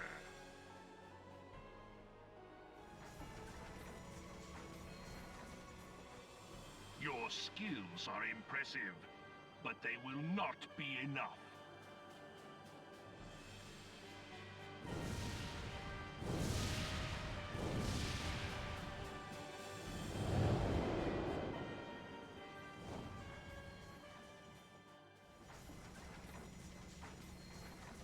"12, have mercy. What chance have we against such an ungodly creation? And who was that armored devil?" That was Gaius Van Balsar, legatus of the 14th Imperial Legion and Supreme Commander of the Garlean invasion force in Eorzea. Of course. The Black Wolf. How could I not realize? Grandfather mentions him in his journal. I was never so naive as to think the man would abandon his ambitions. But these developments are beyond my worst expectations. What have you been doing these past 5 years?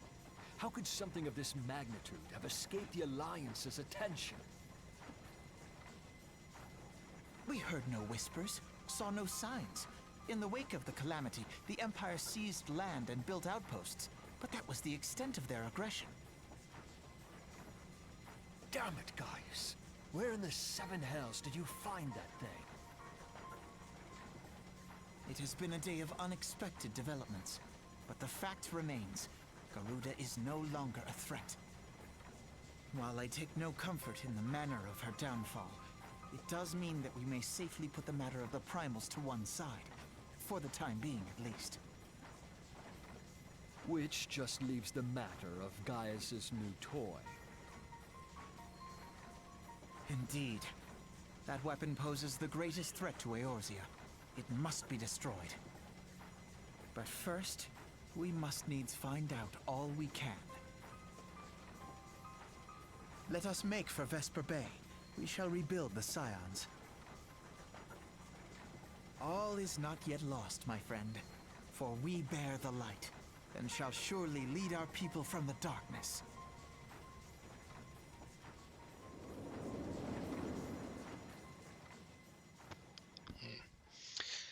Yeah, that's a pretty cool scene with that machine eating the primals.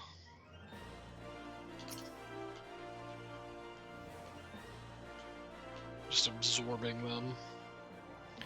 Well, that was an experience I would rather not have again.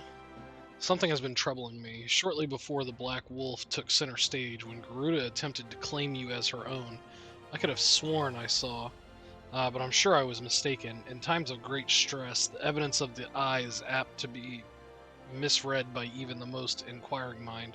Forget I mentioned it.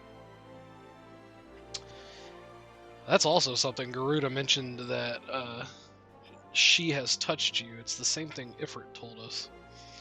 Returning to the subject of our earlier discussion, we may consider the matter of the primals closed until further notice. No beast tribe will dare summon their god so long as that weapon exists. Truly a more effective deterrent I could not imagine. It almost seems a shame to plot its destruction. We don't need that.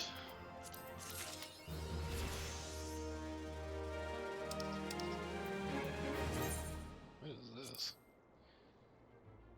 Oh.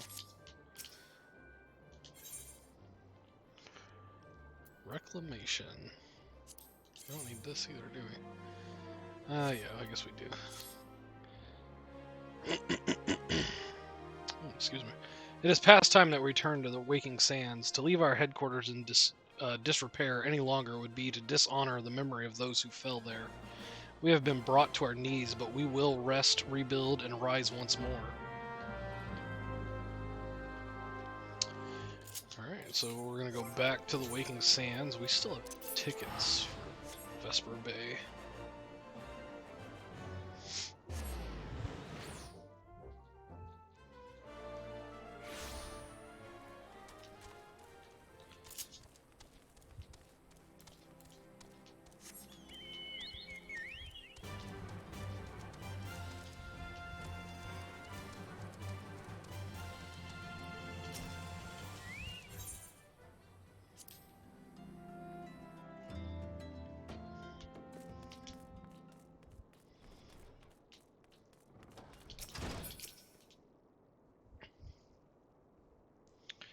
Tell me, does aught here strike you as odd? I see signs of recent habitation. Could it be that we have trespassers? Mayhap it is just my imagination. Come, let us proceed into the solar. I'm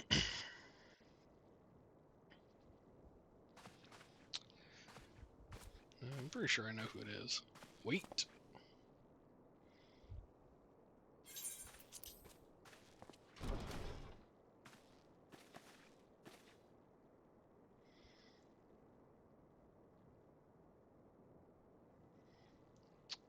Who goes there? Yida. Is that Yida's model? Looks different. Now, Yida, is that any way to greet a friend? Alphanod, halt.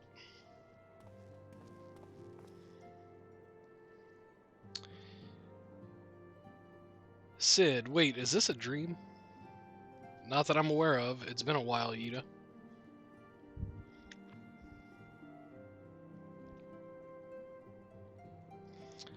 I don't believe it. I was sure you'd been.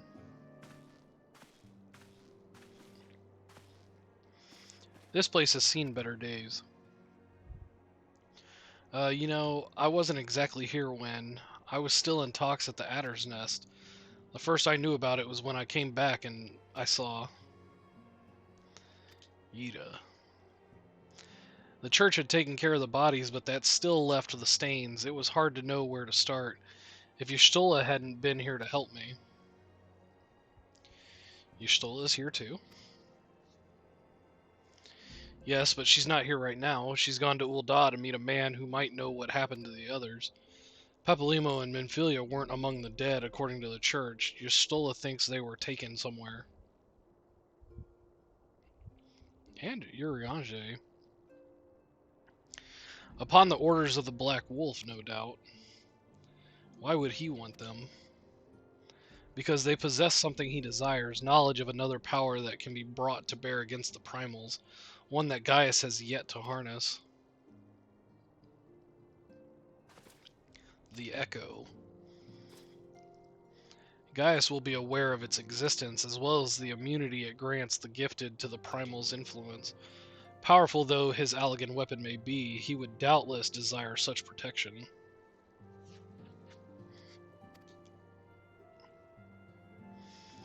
He means to use Menphilia to gain an understanding of the Echo. None of which explains how the Empire came to know the location of the Waking Sands in the first place. No matter. No matter. The Empire has shown its hand, and now we must act. It is up to us to rebuild the Scions and save Eorzea. Can I count on you, Yida? What? Oh yes, yes of course. Whatever you need. We can discuss our next move upon Ystola's return. For now, I say we rest.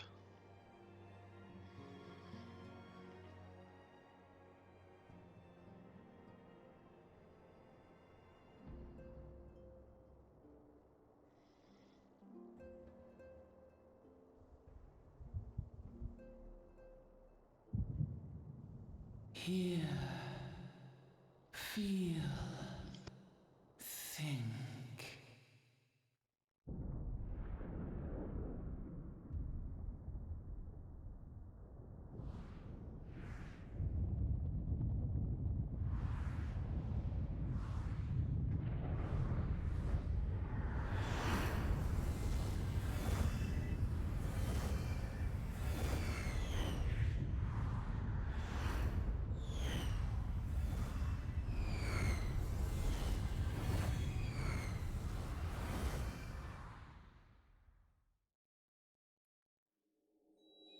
Bringer of light, brave gatherer of the crystals, thy soul burneth bright. I am Hydaelyn, all made one. Hearken unto me now, for the darkness doth begin to spread. Wear thee the bearer of the crimson brand, for he is the avatar of shadow, whom death attendeth always. The crystals shall be thy salvation, thy blade and shield both. Steel thyself, for at the appointed hour thou shalt stare into the heart of darkness. Go with caution, my child, but fear not, for I am ever with thee.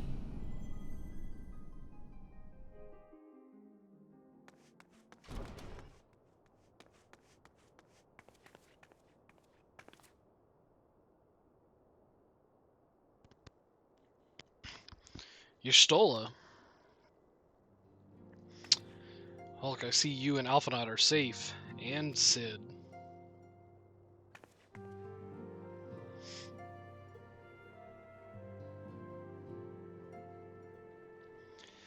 That we five should meet each other thus defies simple explanation. It is as if the benevolent hand of Master Louis Soix guides us still. He would not see us undone so easily, not now when the need is so great.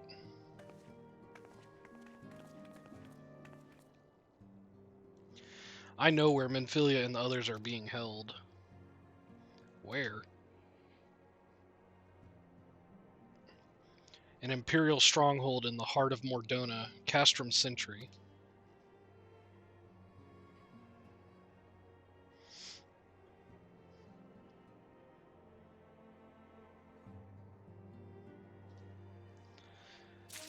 We're going to Mordona. It's about time. Casing the Castrum.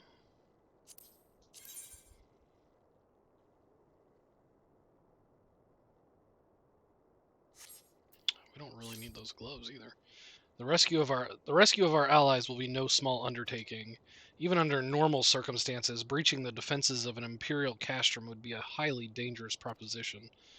But now that castrum sentry houses prisoners whom the Garleans deem valuable, we may be confident that they have taken additional measures to ensure the stronghold's security. If we are to free our friends, we will require an effective strategy, and if we are to formulate an effective strategy, we will require intelligence. I believe I know a man who may be able to assist us in this. Lord Portelaine of House Durandare. He is stationed at the Observatorium in Corthus. Let us go to him and beseech his aid. So we're going to the Observatorium first. We're going to teleport to Dragonhead.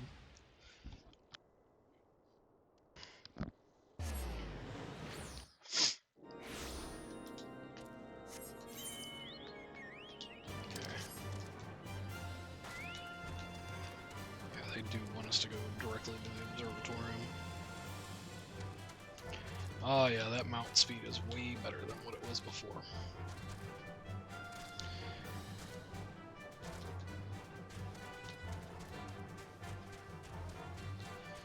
Too bad I can't get the other one. The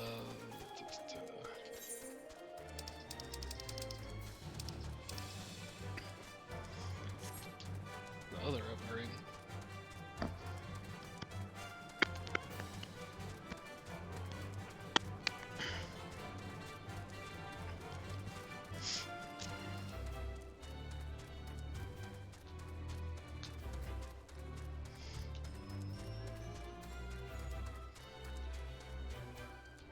Nope, wrong house. Should be in here. Ah, the man who unmasked the heretic in our midst. To what do I owe the pleasure of your company? You are an associate of Yerstola, but of course, Lord Drillmont confided to me that you were a scion of the Seventh Dawn. Money?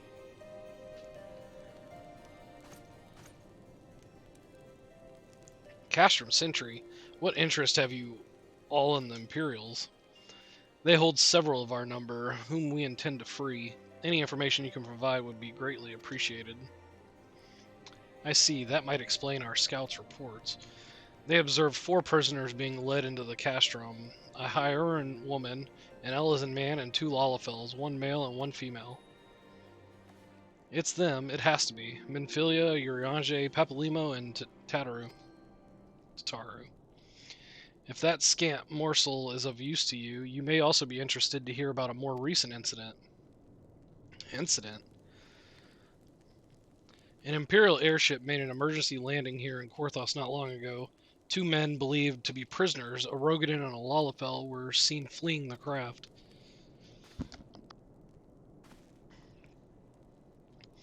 What did you say? A Rogadin and a Lalafell, Master Garland. Neither wore Imperial dress, and both seemed disinclined to wait for rescue, hence our assumption that they were prisoners. Well, I'll be damned, it's Biggs and Wedge. Trust those 2 rascals to escape. We must find them, and soon. The Imperials will not rest until they are captured or killed, and if Biggs were given the choice, I fear he'd take the latter. Freeing those held in Castrum Sentry will require substantial planning and preparation. As such, it is an endeavor that will admit some slight delay. The matter of the escapees, by contrast, will not. Shortly after the prisoners vacated the airship, our scouts observed Imperial troops setting off in pursuit. It is likely only a matter of time before they catch them. If you wish to see your comrades again, you had best act now. If, as has been suggested, the Garleans took our fellow Scion prisoner in hopes of understanding the Echo, it seems reasonable to assume that they will not be executed until such time as the study is complete. But Biggs and Wedge are not Scions, nor do they know aught of the Echo. As Lord Portalaine said, this may prove our only chance to rescue them. I say we seize it.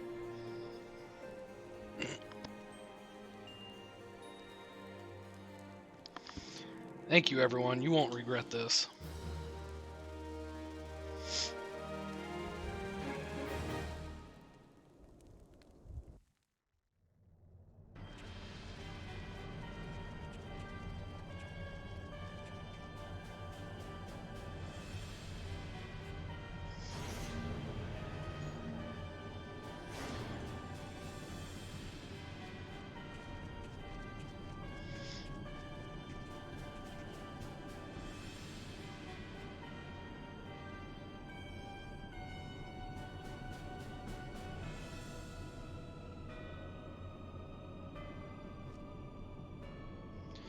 Final preparations are almost complete, my lord.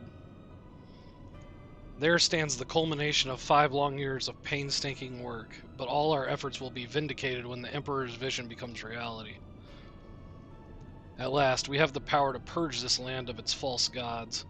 We shall give the ignorant children of Eorzea the security and stability they so desperately crave, and which their spineless leaders have so palpably failed to provide.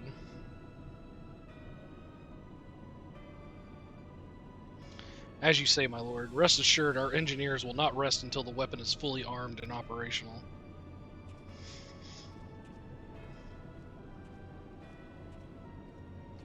Ratatin, you depart from Castrum Ascidians at midnight. You will command the western front in Vilbrand. The Eorzeans will attempt to interfere with our plans. You will see that they do not. My lord, if this be your will, I shall carry it out to the best of my ability. I live only to serve the Empire. Ah, Ratatin. Yet, forgive my impudence, but is it proper to give command of half of our forces to it? I have given you nothing, Praefectus. You have earned it. That will be all. Dismissed. Yes, my lord.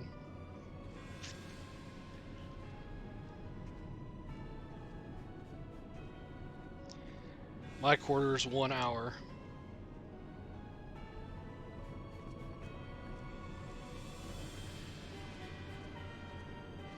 Oh, he's gonna get it on with one of them.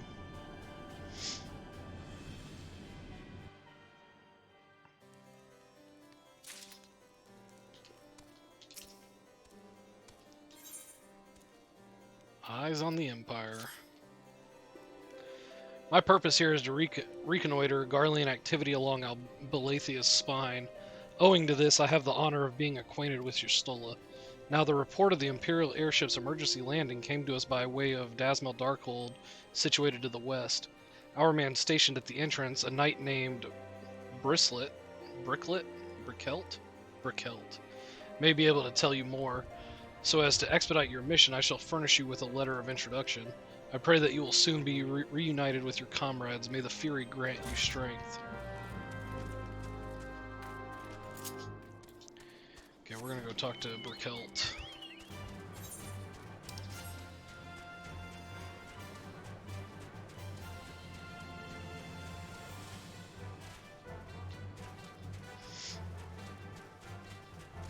That guy will talk me, or attack me. That's an A rank. You stand before Dasmel Darkhold, the subterranean fortress excavated by the great Ishgardian house of the same name. None but authorized personnel may enter.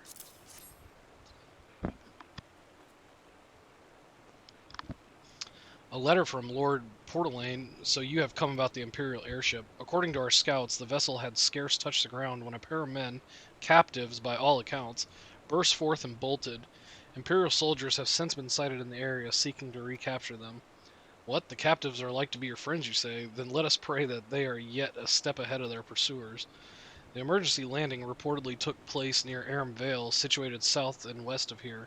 I suggest you take your search there. Seek out a knight named Pierre-Mons. He should be able to assist you. Okay, yeah. We actually could pretty much... I was going to say we could follow the river, but no, we can't.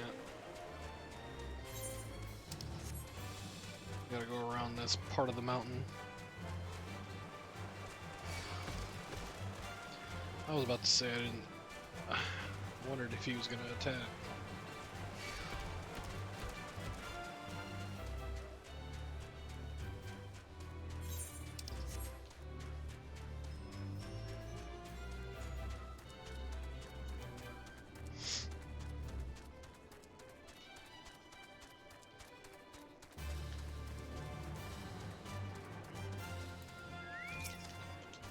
Alright, Pierre-Mons. The Imperial airship. I saw it approach to land with my own 2 eyes. I hastened to the landing site, arriving just in time to see the vessel take to the skies again, but not before it had deployed a detachment of troops. Gruff orders were being barked, and there was an air of consternation about them. Do I need this? Yeah.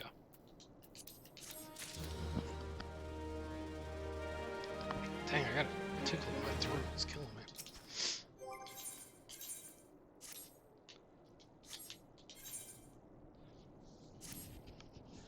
There were prisoners aboard that airship. It seemed... there were prisoners aboard that airship, it seems, and they seized the opportunity to flee when the vessel was forced to land.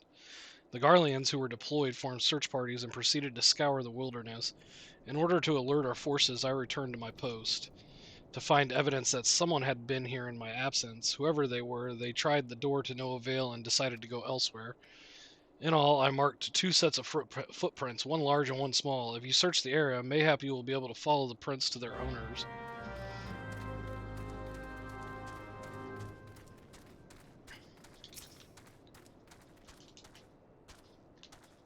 Yeah, you can actually see the footprints. Oh, this surveying. Okay, come on.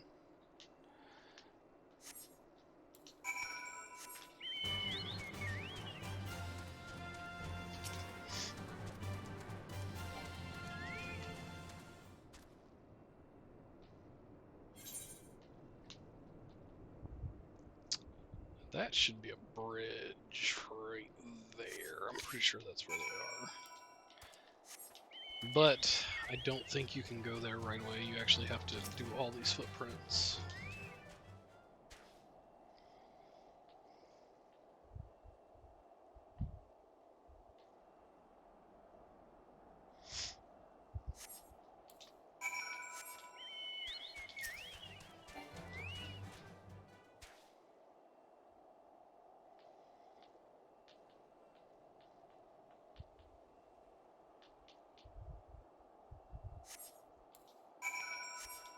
Oh, come on, the bridge is right there. I see it.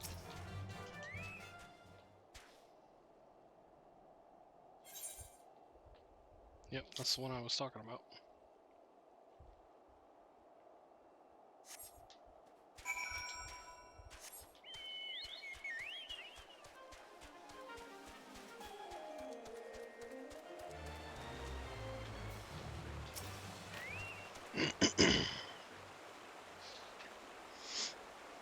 Brr, so cold. I want to go home. Ah!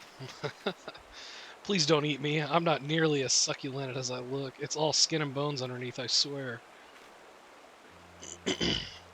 It's you. Thank goodness you're here. It's been awful. The Garlands were snapping at our heels like a hungry pack of wolves. I was so hell's bent on invading them, I almost ran headlong into a monster's gaping maw thrice. And when I finally found cover, it hit me how cold and hungry I was. Biggs, he isn't here. He went off in a different direction to lure our pursuers away. It's me. Have you had any success? Tracked down Wedge. That's wonderful news. Now what of Biggs? I see. Well, it hardly surprises me that the big fellow went off as he did. For all the tongue lashings he gives Wedge, he's always taken care of him. I've scoured the area surrounding the Darkhold, but have nothing to show for it. At any rate, we know for a fact that Biggs headed west. With both Yida and Yerstola helping out, I'm sure he'll turn up soon. Now then, I'll make my way over to your position while keeping an eye out for Biggs. If memory serves, there should be an Ishgardian fortification not far to your west. Monument Tower, I believe it's called. Let us meet there. Dare I hope, was that Master Garland you spoke with? After 5 long years, thank goodness he's alive. I'm feeling better now. Let's go to Monument Tower and wait for the chief to arrive.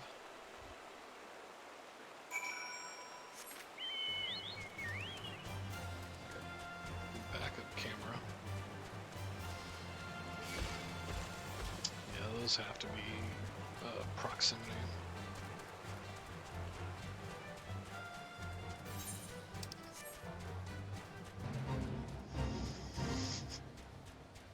Pure energy.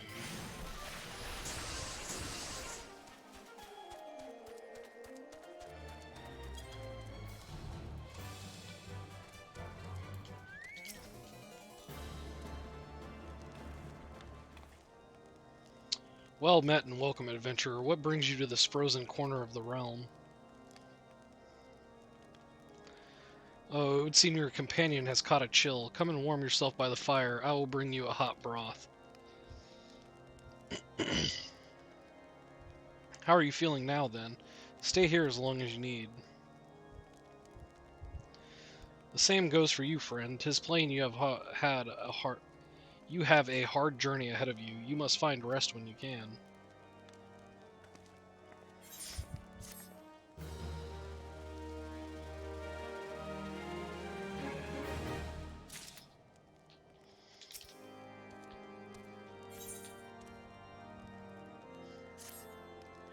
I'm fine now, thanks to you, but I can't bear to think that Biggs is still all alone in the cold, with Garleans on his heels. He lured the enemy away for my sake, and now he's suffering for it. I hate to have to rely on you again, but do you think you could search for Biggs? I haven't the slightest notion where he might be at the moment, but maybe, just maybe, the people here have seen something. A Rogadan gentleman dressed in the same manner as your companion. I'm sorry, but he did not come by here. Let me think a moment. I would not raise your hopes unduly, but there is a cave situated a short distance to the south. We call it the Fury's Gaze, and it may be worth the while to investigate. I make this suggestion only because your friend seems like a selfless sort. Rather than drawing the enemy to this tower, mayhap he elected to pass us by. Yeah, let's go check out this cave.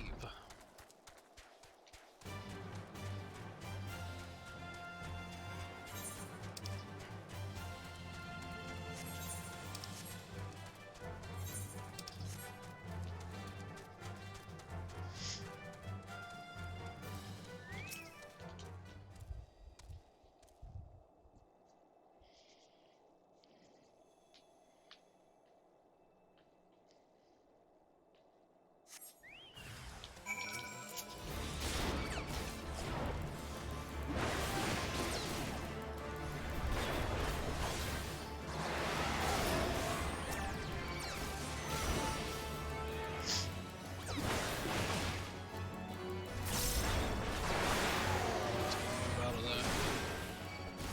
Can't see it.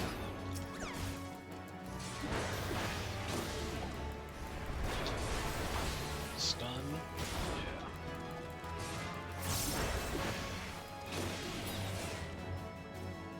Yep. Oh, I don't know what that achievement's for. To crush your enemies. Which one is that?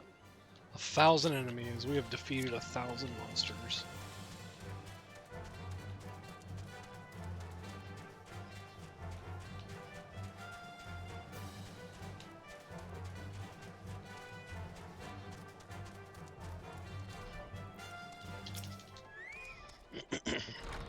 Were you able to learn anything? Not in this area. Well, that stands to reason, I suppose, seeing as he was trying to lure the Garleans away from me. But where within this vast sea of snow and ice could he be? We can't give up. We must find Biggs before he succumbs to the cold or is recaptured. There must be someone in this tower who can help us, even if it's only to tell us where else to look. Ask them for me. Ask anyone who will listen, and hurry. Biggs' chances of survival grow slimmer by the moment. If I remember right, we gotta go all the way to the top of this tower.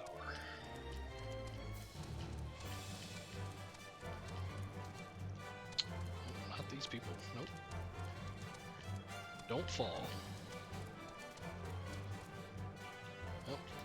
There he is. Your friend is lost in the wilderness, you say? If he's not to be found around here or in the vicinity of the Darkhold, it is possible he made for Whitebrim. To reach it, one must travel through Danifin Pass, the southern end of which lies to the north and east of here. While I make no guarantee that your search will bear fruit, it is surely better than worrying in idleness. I wish you luck. Oh, and one more thing. Do tread warily when climbing the stairs here. Not a moon ago, I near broke my neck when I slipped and took a tumble. Oh shit, there's a lot of stairs. Alright, we gotta go to Danifin Pass. That's where we fought that mud puppy, that big old lizard in the cave. Last episode, I think.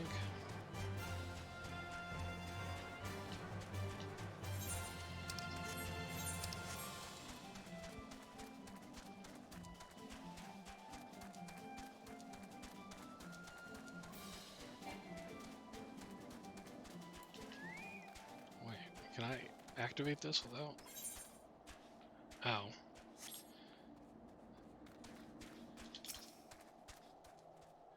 It does the same thing. Weird. I guess I didn't realize there's two entrances to this. Our orders are to take you back, dead or alive. Which will it be, engineer? Why don't you come and find out, Tinhead? Tinhead. It is well that you are here. The situation is grave. Biggs is in a bad way. We need to do something right now. Ida has the right of it. He will perish if we delay. With me. Come on, Yustola. Show us what you're made of. He's not alone. Kill them all.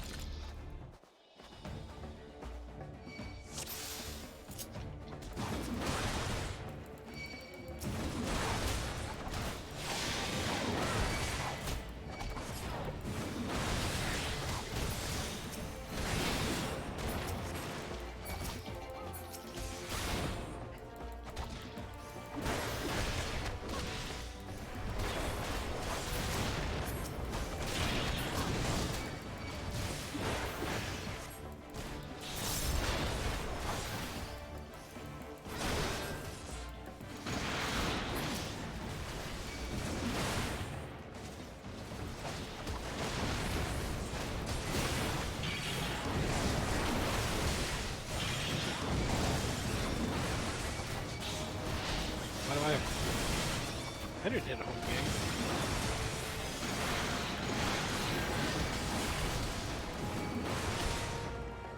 That's weird. Did it use home game as something before?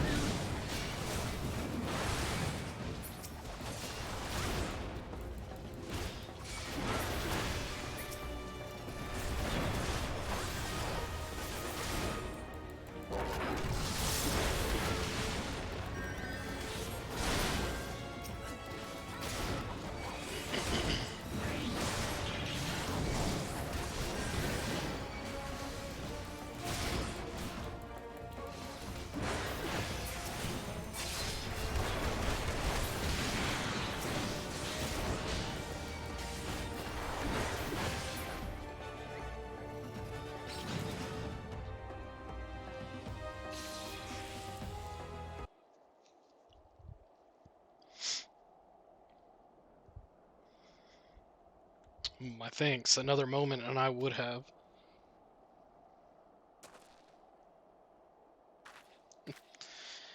He has been too long in the cold. We must find shelter for him. Monument Tower, you say? Very well, Yida and I shall bear him there with all haste. Sid will be so happy to see Biggs and Wedge again. Ah, I love reunions.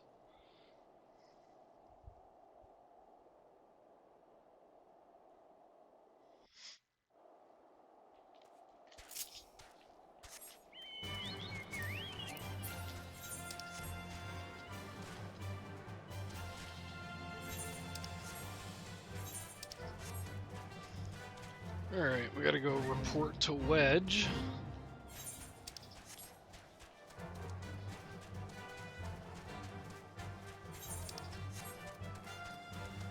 Tell him we have found Biggs.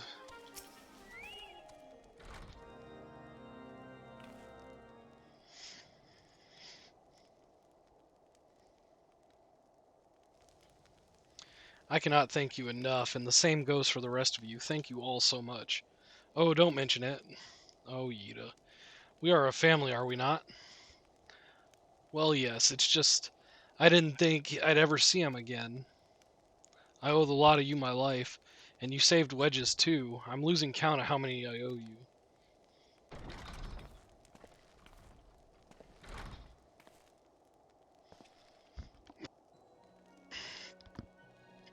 Biggs, Wedge, gods, it's good to see the two of you again. Chief, it's you, it's really you. In our hearts, we knew you were still alive, but to finally see you in the flesh... When Alphanod told me of the raid on the Waking Sands, I feared the worst. What happened?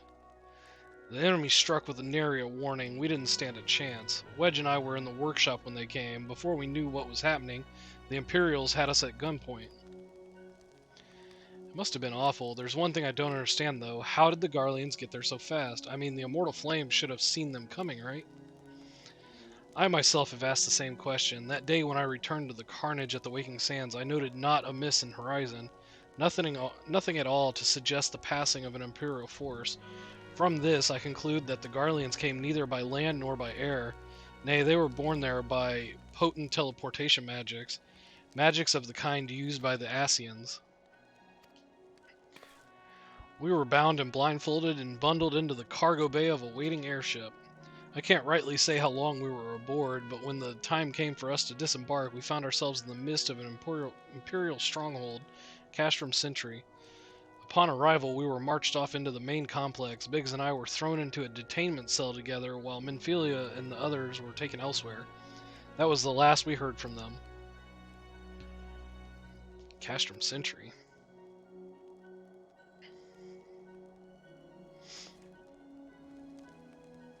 What happened next? Well, we were held in isolation for what felt like years, but was probably moons or maybe only weeks, and then, without warning, the Imperials collected the pair of us and put us on another vessel, which we found out was bound for Garlemald, much to our dread.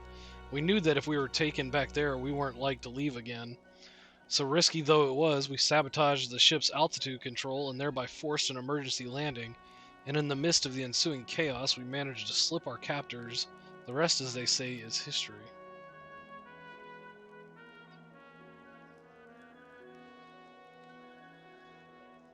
So you sabotage the ship. If I didn't know better, I'd call that a likely story. Sabotaging the altitude controls of an airborne vessel? That will have been Biggs' handiwork, like as not. You always were resourceful in a tight spot, my friend.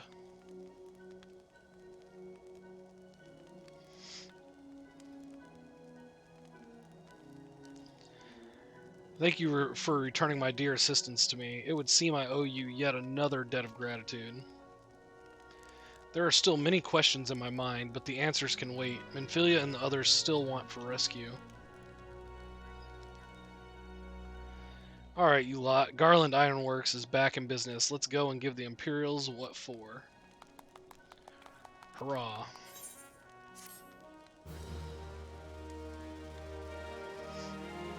Well, our first step is to go to Mordona. Come into my castrum. Thanks to you, Biggs and Wedge are with us again. Now we must find a way to rescue Minfilia and the others. Gods know we've kept them waiting too long already. Based on what we've learned, I believe it's safe to say they're being held at Castrum Sentry. So let us convene at Revenant's Toll in Mordona. 'Tis a good place as any to prepare, and better than most. The road leading east, then south, will get you there. When we arrive, let us seek the advice of the local adventurers. We're bound to learn a thing or two that will benefit our mission. Oh, Slaffborn.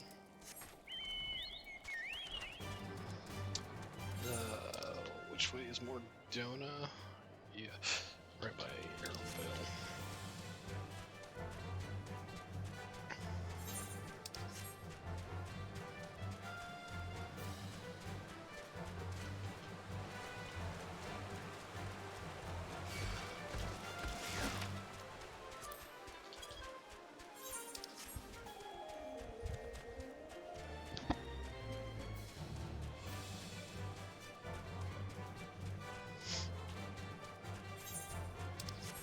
Dang, I was hoping to hit 50. I don't think we're gonna do it in this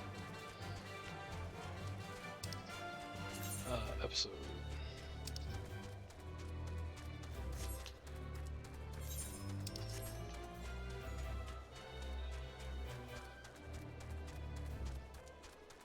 That's fine though. We're still ahead of MSQ.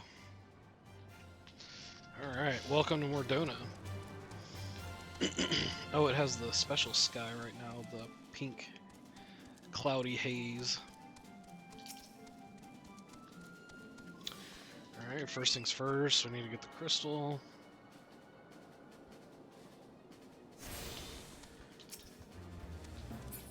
Need to get the Chocobo Keep, just in case. Alright, Slaffborn.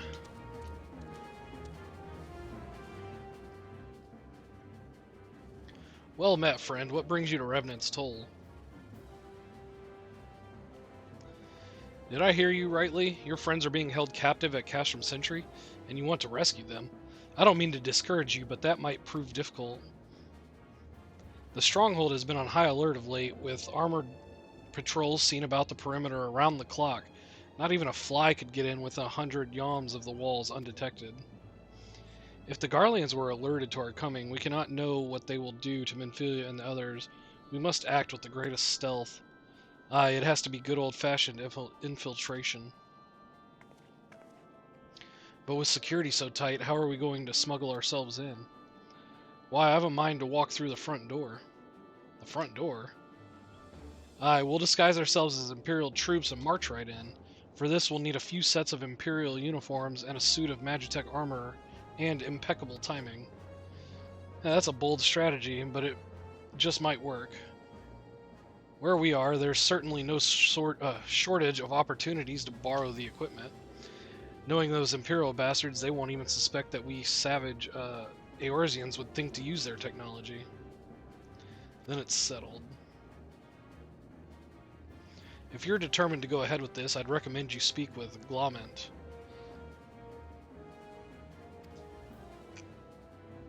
The fellow's got a personal grudge against the Empire and happens to know a deal about Casham Sentry besides. I've no doubt that he'd want to be of aid. Ida and I shall go to reconnoiter Garlean activity at the stronghold. It would not do if something were to befall our comrades before we had the chance to act. Come and join us when you're ready. Let's do this. Sometimes I wonder, Ida, are there ever times when you are not enthused? I'm nothing if not enthused, Justola, and you're beginning to remind me of Papalimo. Alright,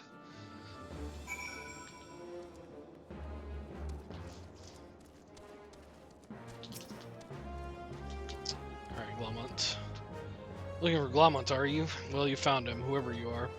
Yeah, you're looking to get inside Casham Sentry, and you need my help. Something that tells me we're gonna get along just fine. Getting even with Garlemald. So you have friends at Casham Sentry? What want for rescue? The Slaffborn knows me too well. Oh, that Slaffborn. Aye, you can count on my help. I've got a score to settle with the Imperials, and I never pass on an opportunity to get back at the Horse Sons. But enough about me, let's talk strategy. Rescuing folk from captivity is right delicate business. A single oversight, just one little blunder, and it's all over. You can't leave any room for uncertainty. For starters, you need to confirm beyond the shadow of a doubt that your friends where you think they are. You don't want to risk your neck only to discover they've been moved elsewhere. But how can you find out, you ask? By following these instructions. If you approach Sentry from the east, you'll see a swampland to your left called the Tangle. Get in there, never mind all the morbles, and navigate your way to the southwestern corner. You'll come upon some drainage pipes coming down from the stronghold. Don't ask me how I know, but one of them leads back up to the command tower. If you listen closely, it might be as you can eavesdrop on some of the happenings within. Once we know for certain your friend's there, we'll move to the next stage of the operation. Now get going and Godspeed. Alright, so we gotta go eavesdrop.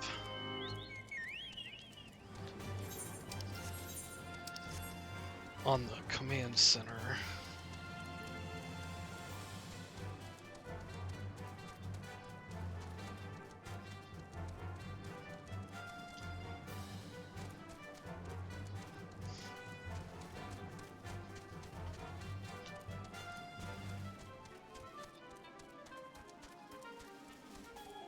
Yeah, this is the rare weather. Only comes up once every couple days, I guess. But it only lasts for like an hour. And then it's gone. Oh, you stupid frog.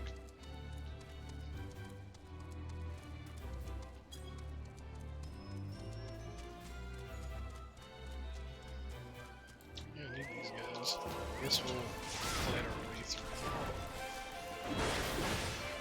At least until we have these cleared off the hunting log. We get hit by that.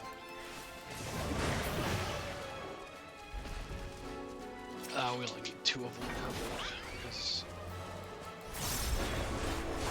actually, I think this is the last one in our way. Oh no, there might be.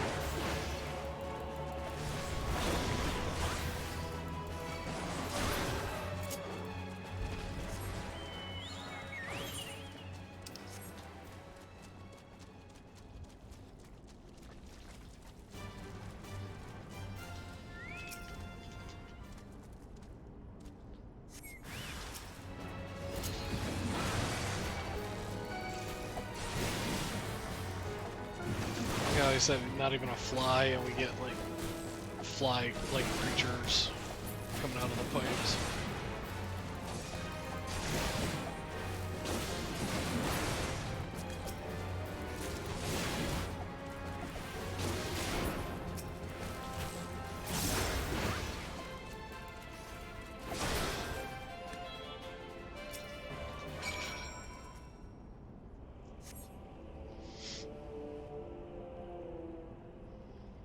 The faint sound of conversation echoes down the pipe.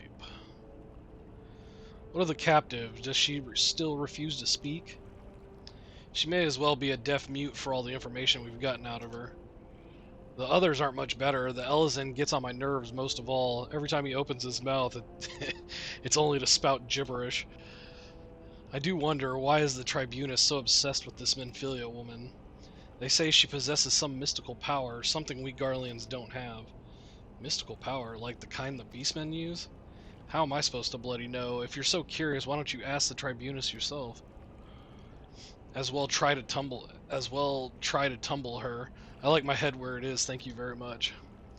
Our break is over, best we get back to our stations. The footfalls grow fainter until all is silent. Well, I guess we know they're there.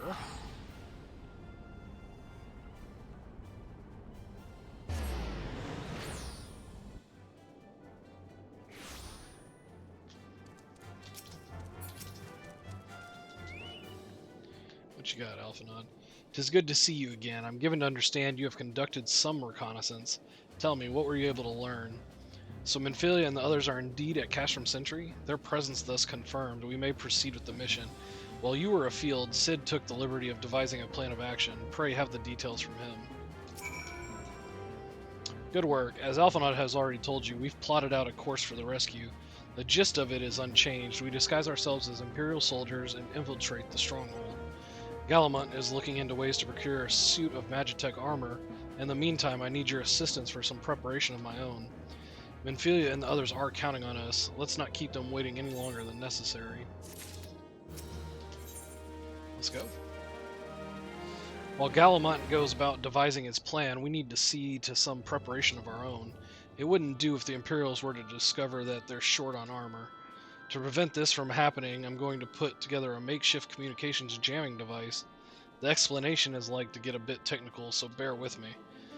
Imperial forces communicate at a distance via electromagnetic waves. Simply put, voices are born upon etheric lightning energy that permeates the air. Now, the hill-sized clusters of corrupted crystals to the west has been observed to amplify the selfsame energy. By making use of this property, we should be able to drown out Imperial voices. To ensure that we have enough amplification, we must identify the most potent crystals among the cluster. For this, I need you to go there and use this device to take readings. I'll mark the likely places on your map. Oh, and just so you know, plasmoids are drawn to lightning energy. Don't be surprised if you run into a few. Alright, I'm gonna be honest. I thought this coming set of quests, these next 2-3 quests were actually kind of dumb, but I mean, I understand it.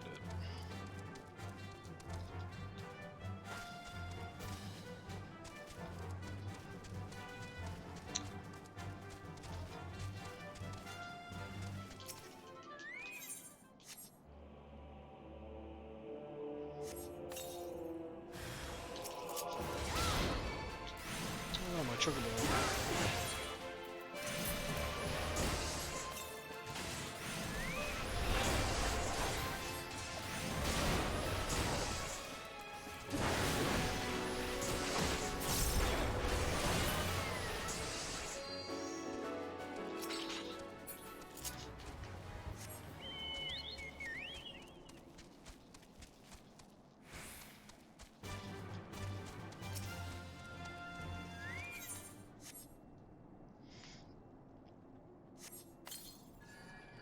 Reading number 2, reading number 3.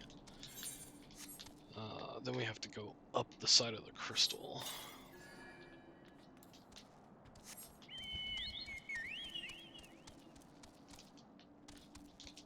Oh, well. Okay, we still have to go up the side of the crystal, but... Oh, you dumb toad.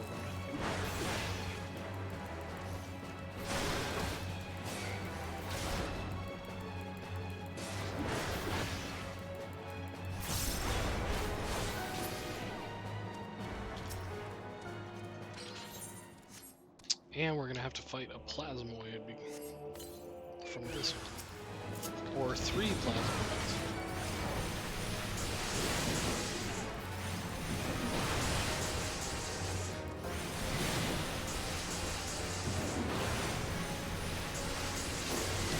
How do I get decimated? Or steel cycle. It's actually called decimate later on in the levels.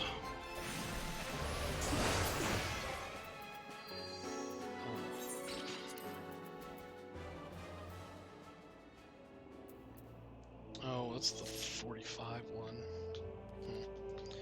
Man, should I go do that quest? Nah, we'll just wait till 50. I don't really need it.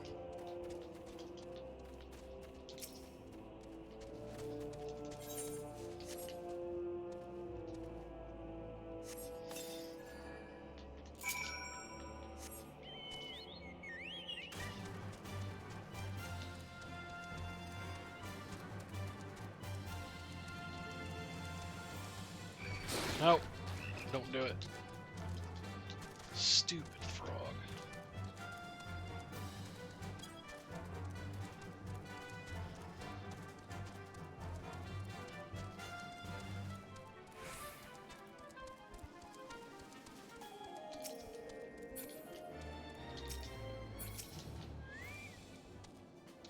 You have the readings? Excellent. Here, let me see the numbers.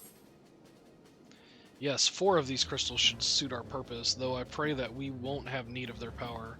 My thanks.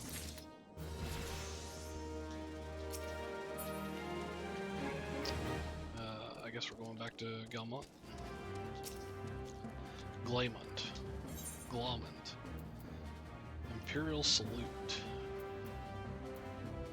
Emote, okay. Clean the wax out of your ears now, because there's something I want you to do by way of preparation. The plan is to have you enter Castrum Century all decked out in Imperial duds, but a disguise is more than just the clothes you're wearing. You also gotta act the part. At the very least, you need to know how to perform a convincing Imperial salute. First impressions are everything, as they say. I could teach you the salute myself, of course, but it's best you learned it from the experts. So get yourself near as you dare to Castrum Century and watch the Imperials doing what they do. If you could teach me, just teach me. Damn, we gotta go all the way over there. Actually, I think I need to go over there for the hunting log anyways. Yeah. 5th cohort signifier. No, stupid frog.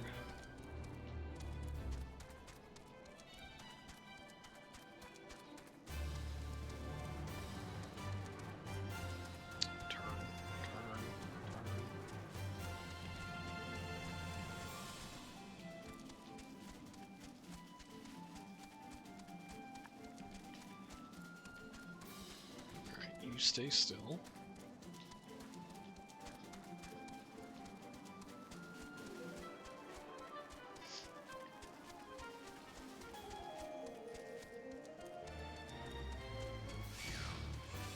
Really? He saw me?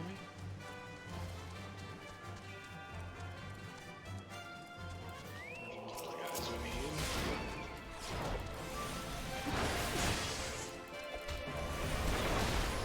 Oh, how much you want to bet we need 5 of those?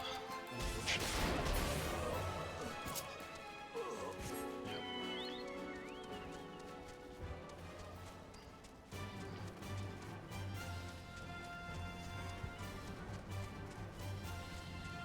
And there's only like 2 at a time up here. Actually, it looks to be 1. Dang, that's pretty rough. We are not going to stick around for that one guy to respawn 4 more times. I will just have to get him later after this episode.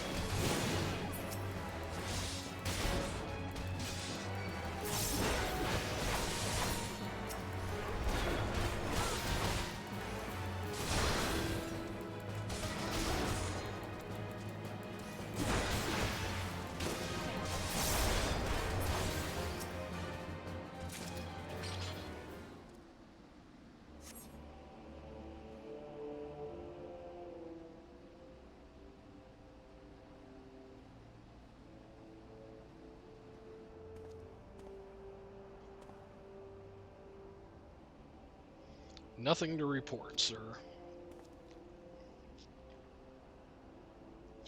We have received an anonymous warning that insurgent forces are near. We must redouble our vigilance. I shall recommend that patrols be increased.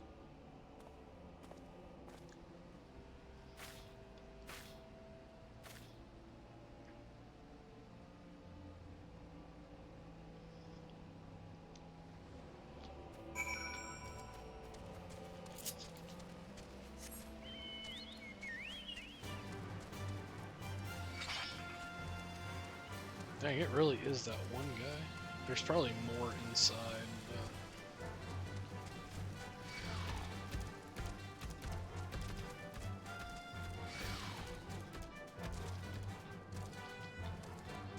Actually, I don't know.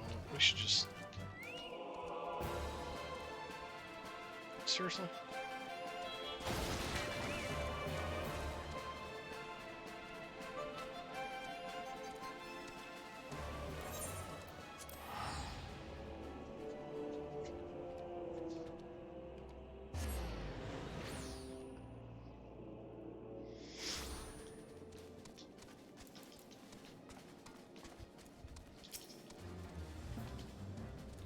So did you manage to learn the Imperial salute?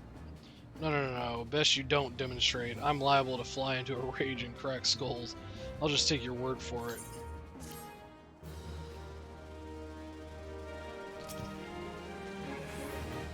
Sark Malark. Alright. Dressed for conquest. You are called Hulkridge, yes? I have heard of your plight from my friend Glomont. As a fellow adventurer and son of Eorzea both, I would offer you my assistance. In order to infiltrate Cashram Sentry, you and your comrades must disguise yourselves as Imperial soldiers. The question is how to go about acquiring the uniforms and helms. There are places a man might purchase them, but individuals who deal in such wares are not the sort to whom you would entrust your secrets. It would be more prudent, I believe, to procure what you need via traditional means from the bodies of their recently deceased owners. The fortified area before Cashram Sentry never lacks for Imperial patrols. It ought not take long to obtain 3 sets of gear, 1 for each member of the infiltration team. Biggs, Wedge, and yourself. When you have what you need, please return here and allow me to inspect the spoils.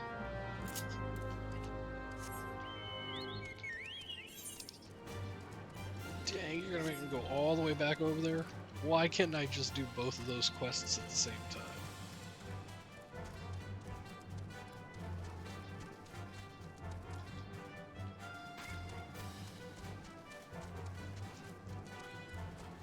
Alright, frogs.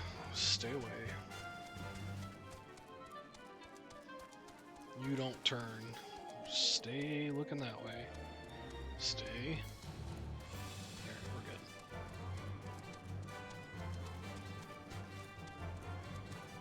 Far one shouldn't see me.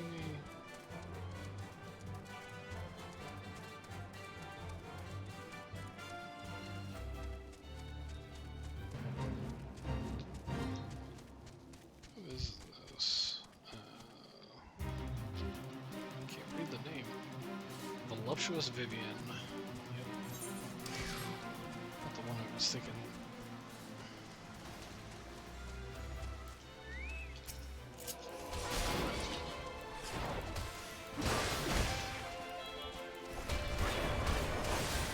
Well, Signifier's back. We should definitely kill him.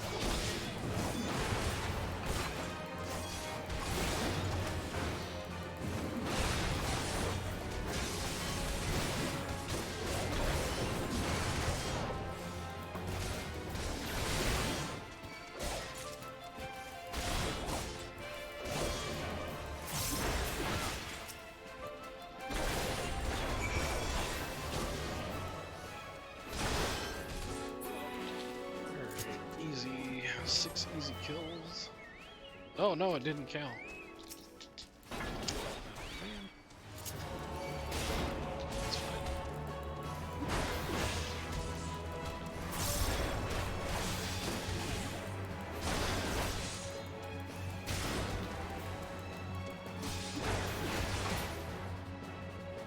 That should count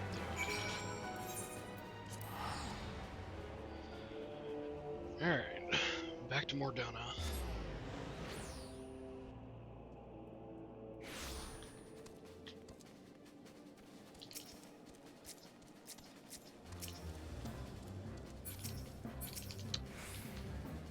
Were you able to attain 3 sets of Imperial equipment? Yep. Damaged, as I had suspected. In their present condition, I fear these uniforms and helms are like to draw suspicion. They must be repaired, if only superficially. Fortunately, the blacksmith Ingenolf at the Diamond Forge in Rowena's House of Splendor should be able to hammer them into shape in no time. I've already sent word ahead and have been assured that he is expecting you. Worry not, we have already impressed upon him the need for utmost secrecy as to the nature of your mission.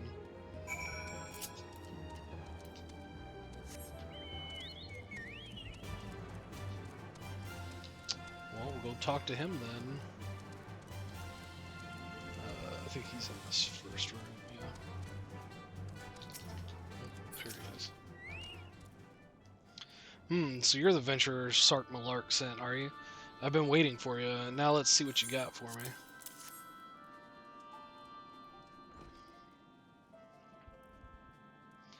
I see. Ah, yes, I reckon I can hammer these back into shape for you.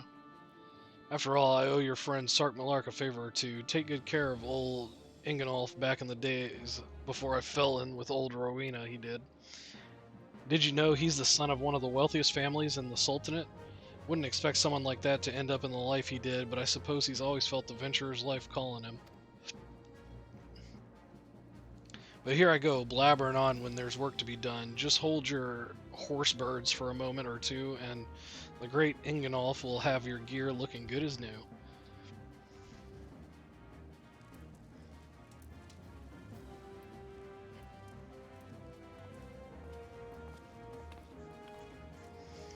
And there we have it. Won't do you much good in battle, mind you, but from what I hear, that's not your priority anyhow. Do send Sark Malark my regards, will you?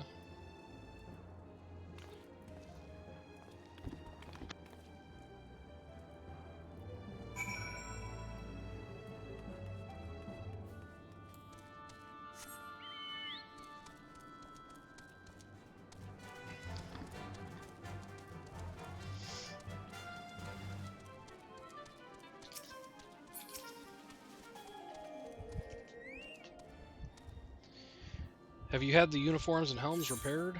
Yep. They are done.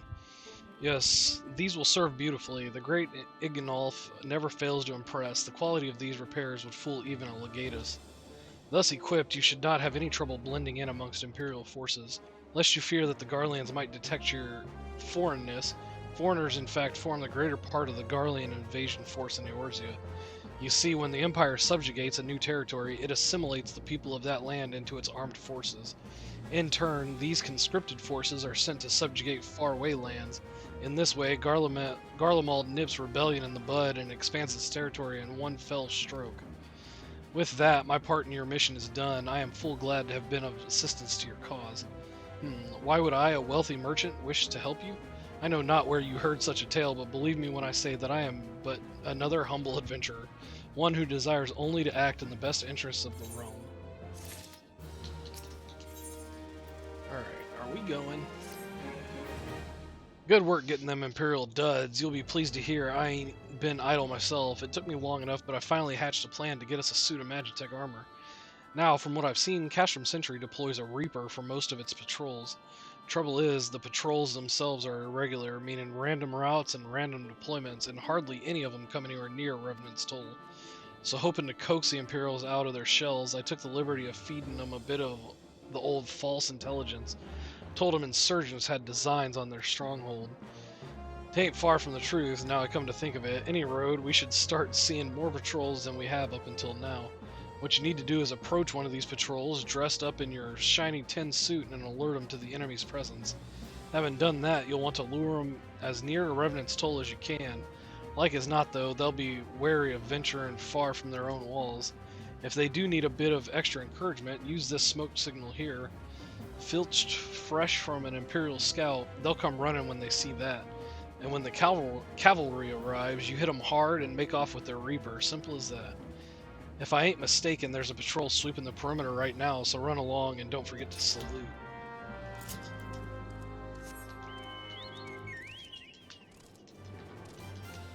Alright, let's go steal us a Magitech Armor Reaper.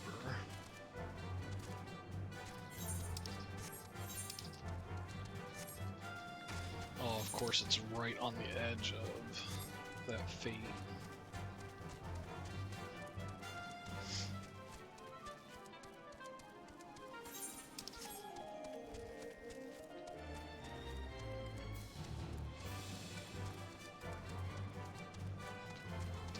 Gotten pretty lucky with that frog. He hasn't turned around 3 times in a row. Oh no. Oh, you stay over there.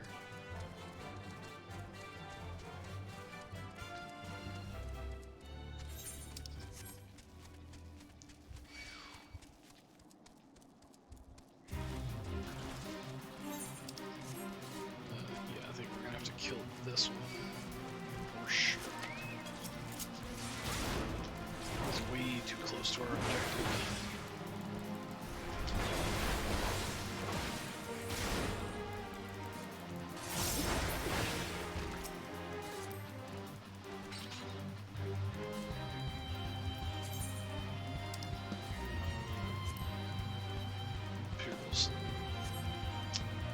One of our covert operatives, are you? Carry on, soldier.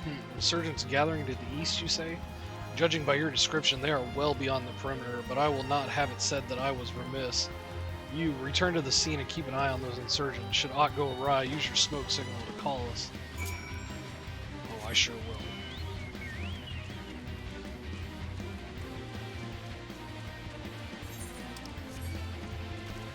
Oh, I'm in the Fate. I was wondering why it was battle music.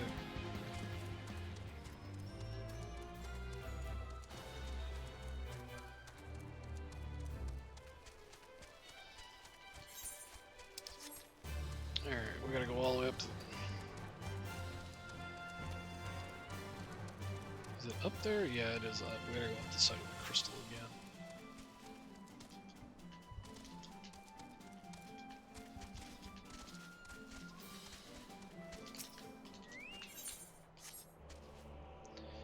And set off our smoke signal. I got level 50. Yeah, we're not level 50.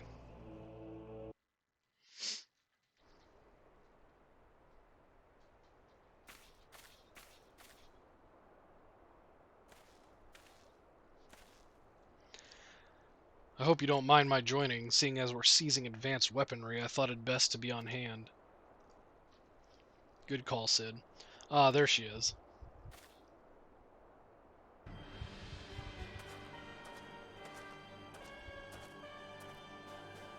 This is the place, but where is the enemy? Sir, over there. Send in the Reaper. Let us make an example of these insurgents.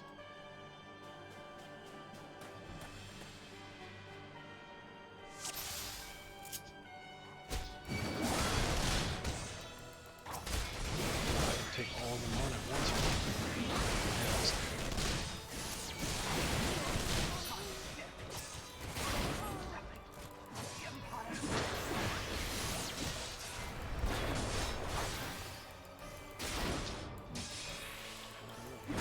Back up.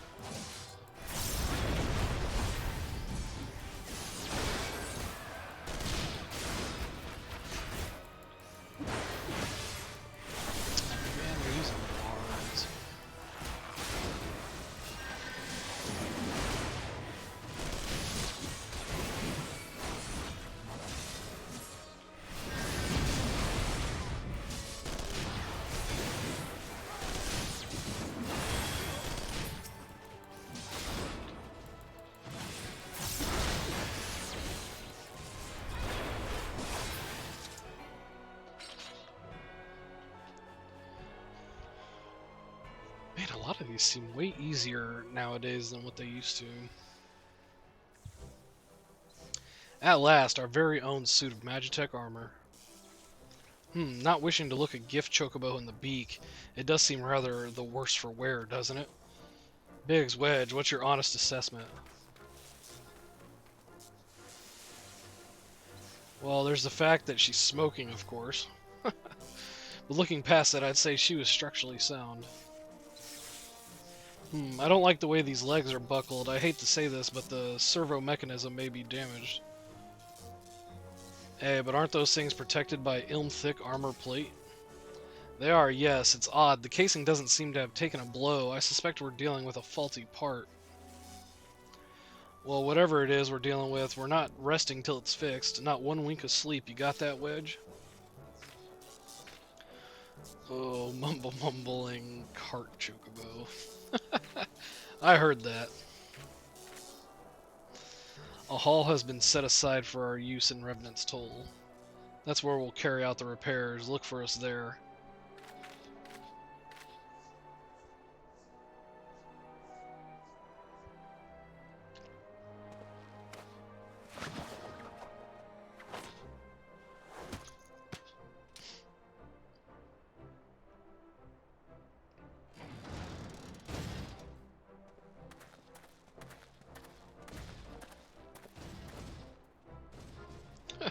It's limping back. That's kind of funny.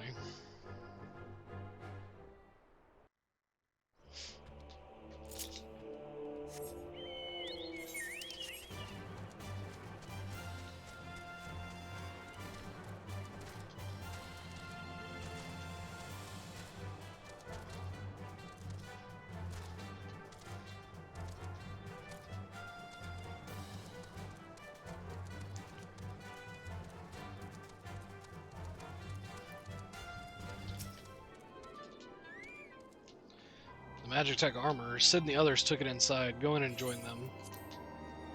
Yeah, I want to go into the workshop.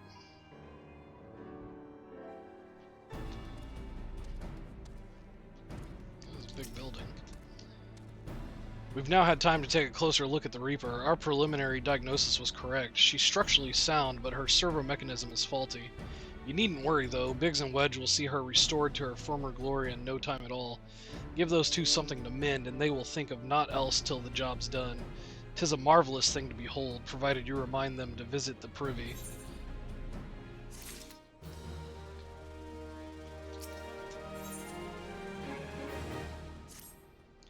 The repairs are proceeding apace. It shouldn't be long now before Biggs and Wedge complete their work. There is, however, one small problem. As you may recall,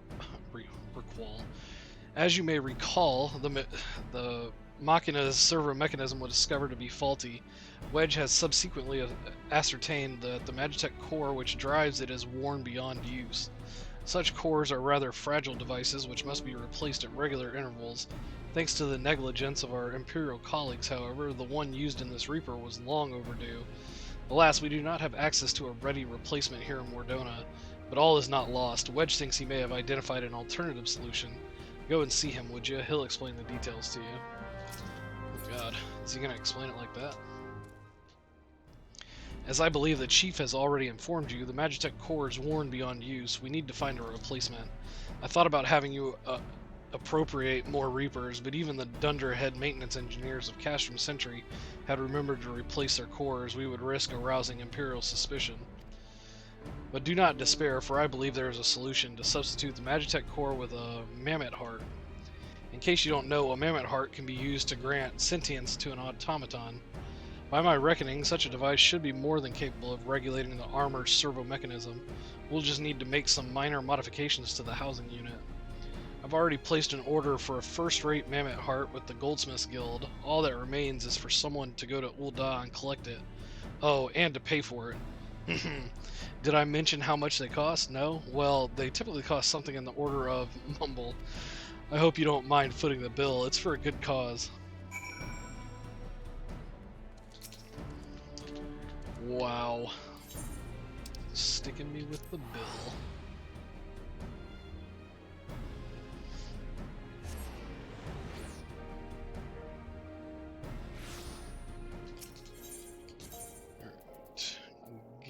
Goldsmith Guild. Probably need to talk to the guild master. Serendipity. Hello there, come to collect a mammoth heart, you say? Then you must be here on behalf of Garland Ironworks. I've taken the liberty of picking the finest example we have, a heart fit for a prince among mammoths. Payment? Oh, that won't be necessary. The heart is for Master Alphanut's personal use, after all. He notified us a short while ago that his manservant would be coming to collect it. Manservant? I know he's not talking about me. Tender in years though he may be, Master Alphanut has been a benefactor of ours since my predecessor's time. The Goldsmiths Guild wouldn't dream of charging him. But here is the mammoth heart. May it serve you well. Oh, and please do pass on my compliments to your master. That asshole. Okay, that's all we needed. We just had to talk to her. Back to Revenant Stoll.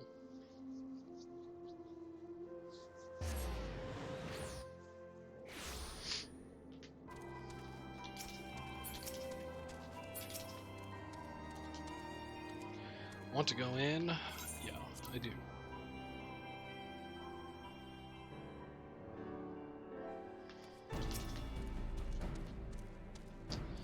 Do you have the mammoth heart? I can't wait to see if it works. Luckily, I didn't have to pay for it. Wedge. Hurrah, thank you so much. But this is magnificent. It must have cost an emperor's ransom.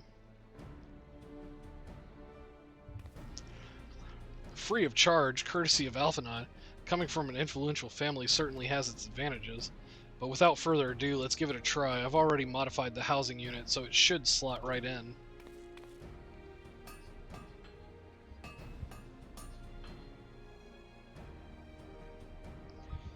There, she's ready. Magitech armor, engage. Or not. She just needs a loving tap, I'll wager.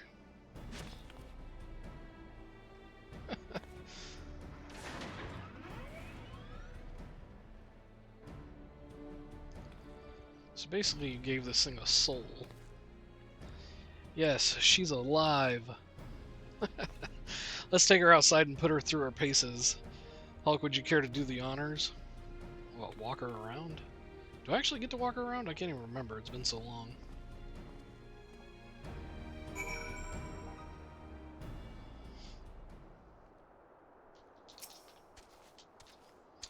Hop into the pilot seat. We'll begin as soon as you're ready. First, I'd like you to try climbing that tangle of crystals yonder, as far up as you can go, if you please. Oh, and if for some reason you need to dismount, simply come back here and we'll start again. I do get to run it around.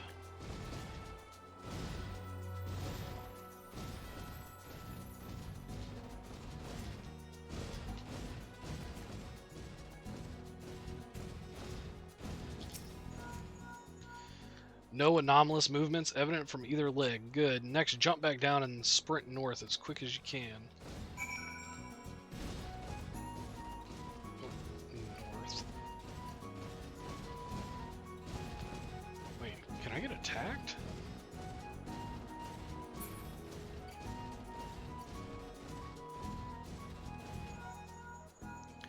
Leg joints absorbing all impact without incident. Excellent. Please make your way back.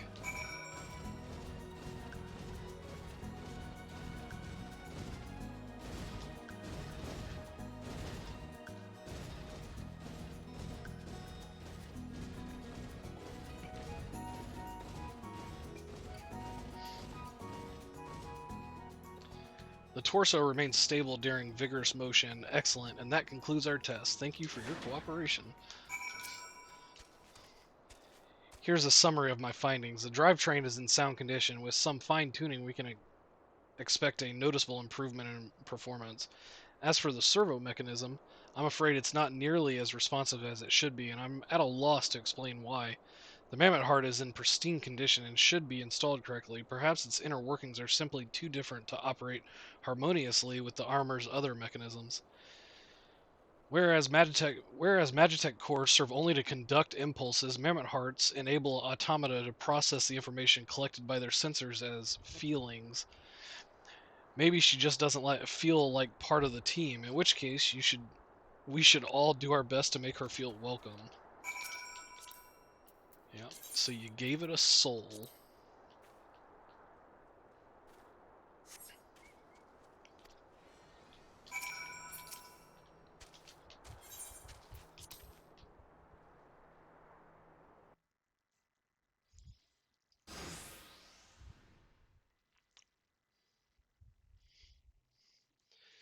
Daft as it is felt, I gave it my best. I've welcomed myself to a bloody standstill. What were you expecting it to do anyway? Bob us a curtsy?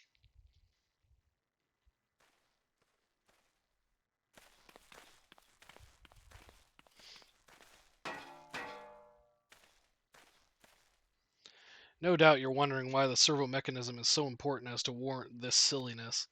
Without it, the pilot would be required to control the armor's every movement manually. This would be an onerous task at the best of times and wholly impractical during battle. Using a mammoth heart in place of the worn Magitech core seemed a promising solution. Alas, the device does not appear to be compatible with Garlean technology. Wedge, are there no other ways we might demonstrate our appreciation to our friend here? I'm at my wit's end, Chief. She just doesn't seem convinced. We could try a little dance perhaps, or cheer our heads off. Imperials, they've come for the armor. Damn it, they have us cornered.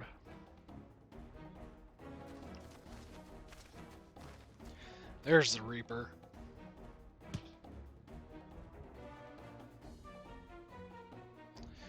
Taken by the traitor Garland, and is that the Icon Slayer? Oh, bollocks. Call for reinforcements.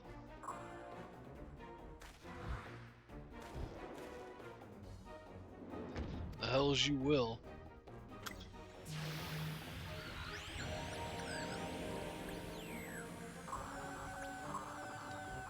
We've located the stolen Reaper, requesting immediate assistance. Respond, respond.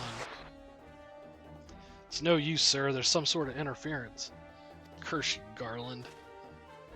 No matter, if we can't reclaim it, destroy it.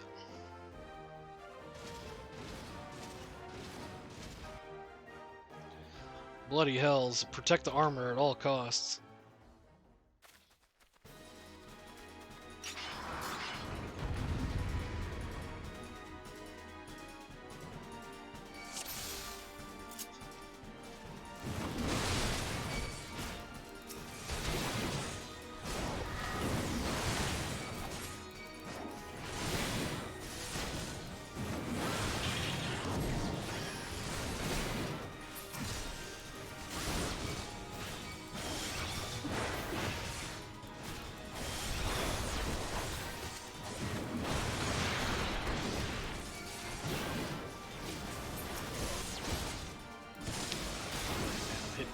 That aren't there.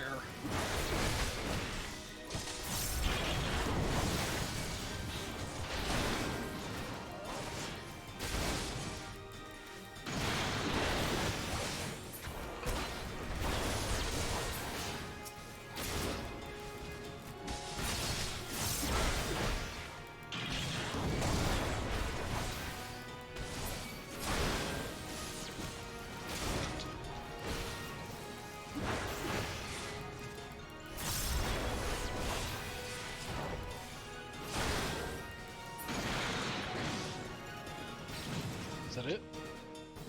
Cool.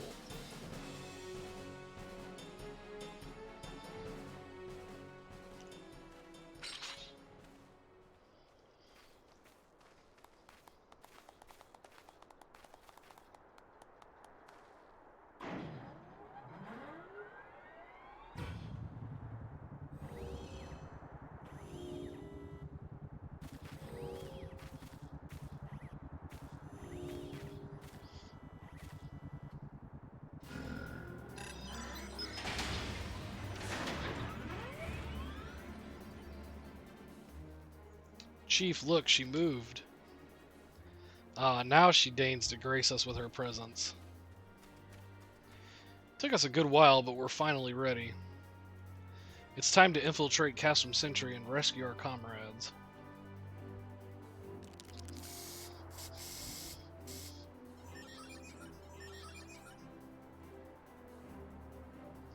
There, the finishing touch.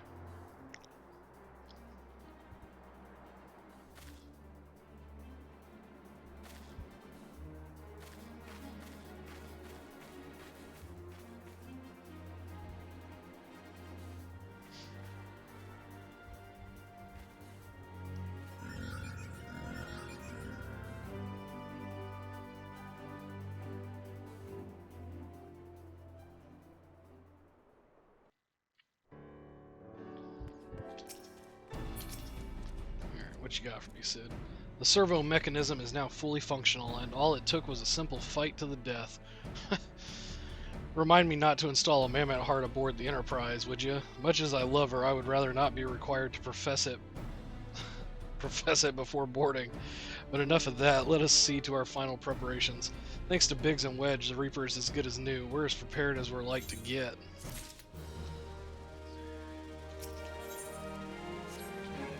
Alright, I think that is where we are going to call it for this episode. We did pretty good. We got through Garuda's storyline. We're getting into the end of A Realm Reborn. Well, the main part of A Realm Reborn. We still have a little bit after all of this, which is the patches, but we'll get to that when we get to that. We didn't hit 50. We almost hit 50. We will definitely hit 50 next time. We will finish both. Actually, I think there's 3 warrior quests because we have we have 2 45s and a 50. So we'll finish both of those, and then we won't have to worry about warrior quests until we get into Heaven's Ward, which will be a while. And we should get into more of the Garlean storyline. So that'll be fun. Alright, guys. Let's get our mandatory wave. Where is it? There it is. Alright, guys. Thanks for watching, and I'll see you next time.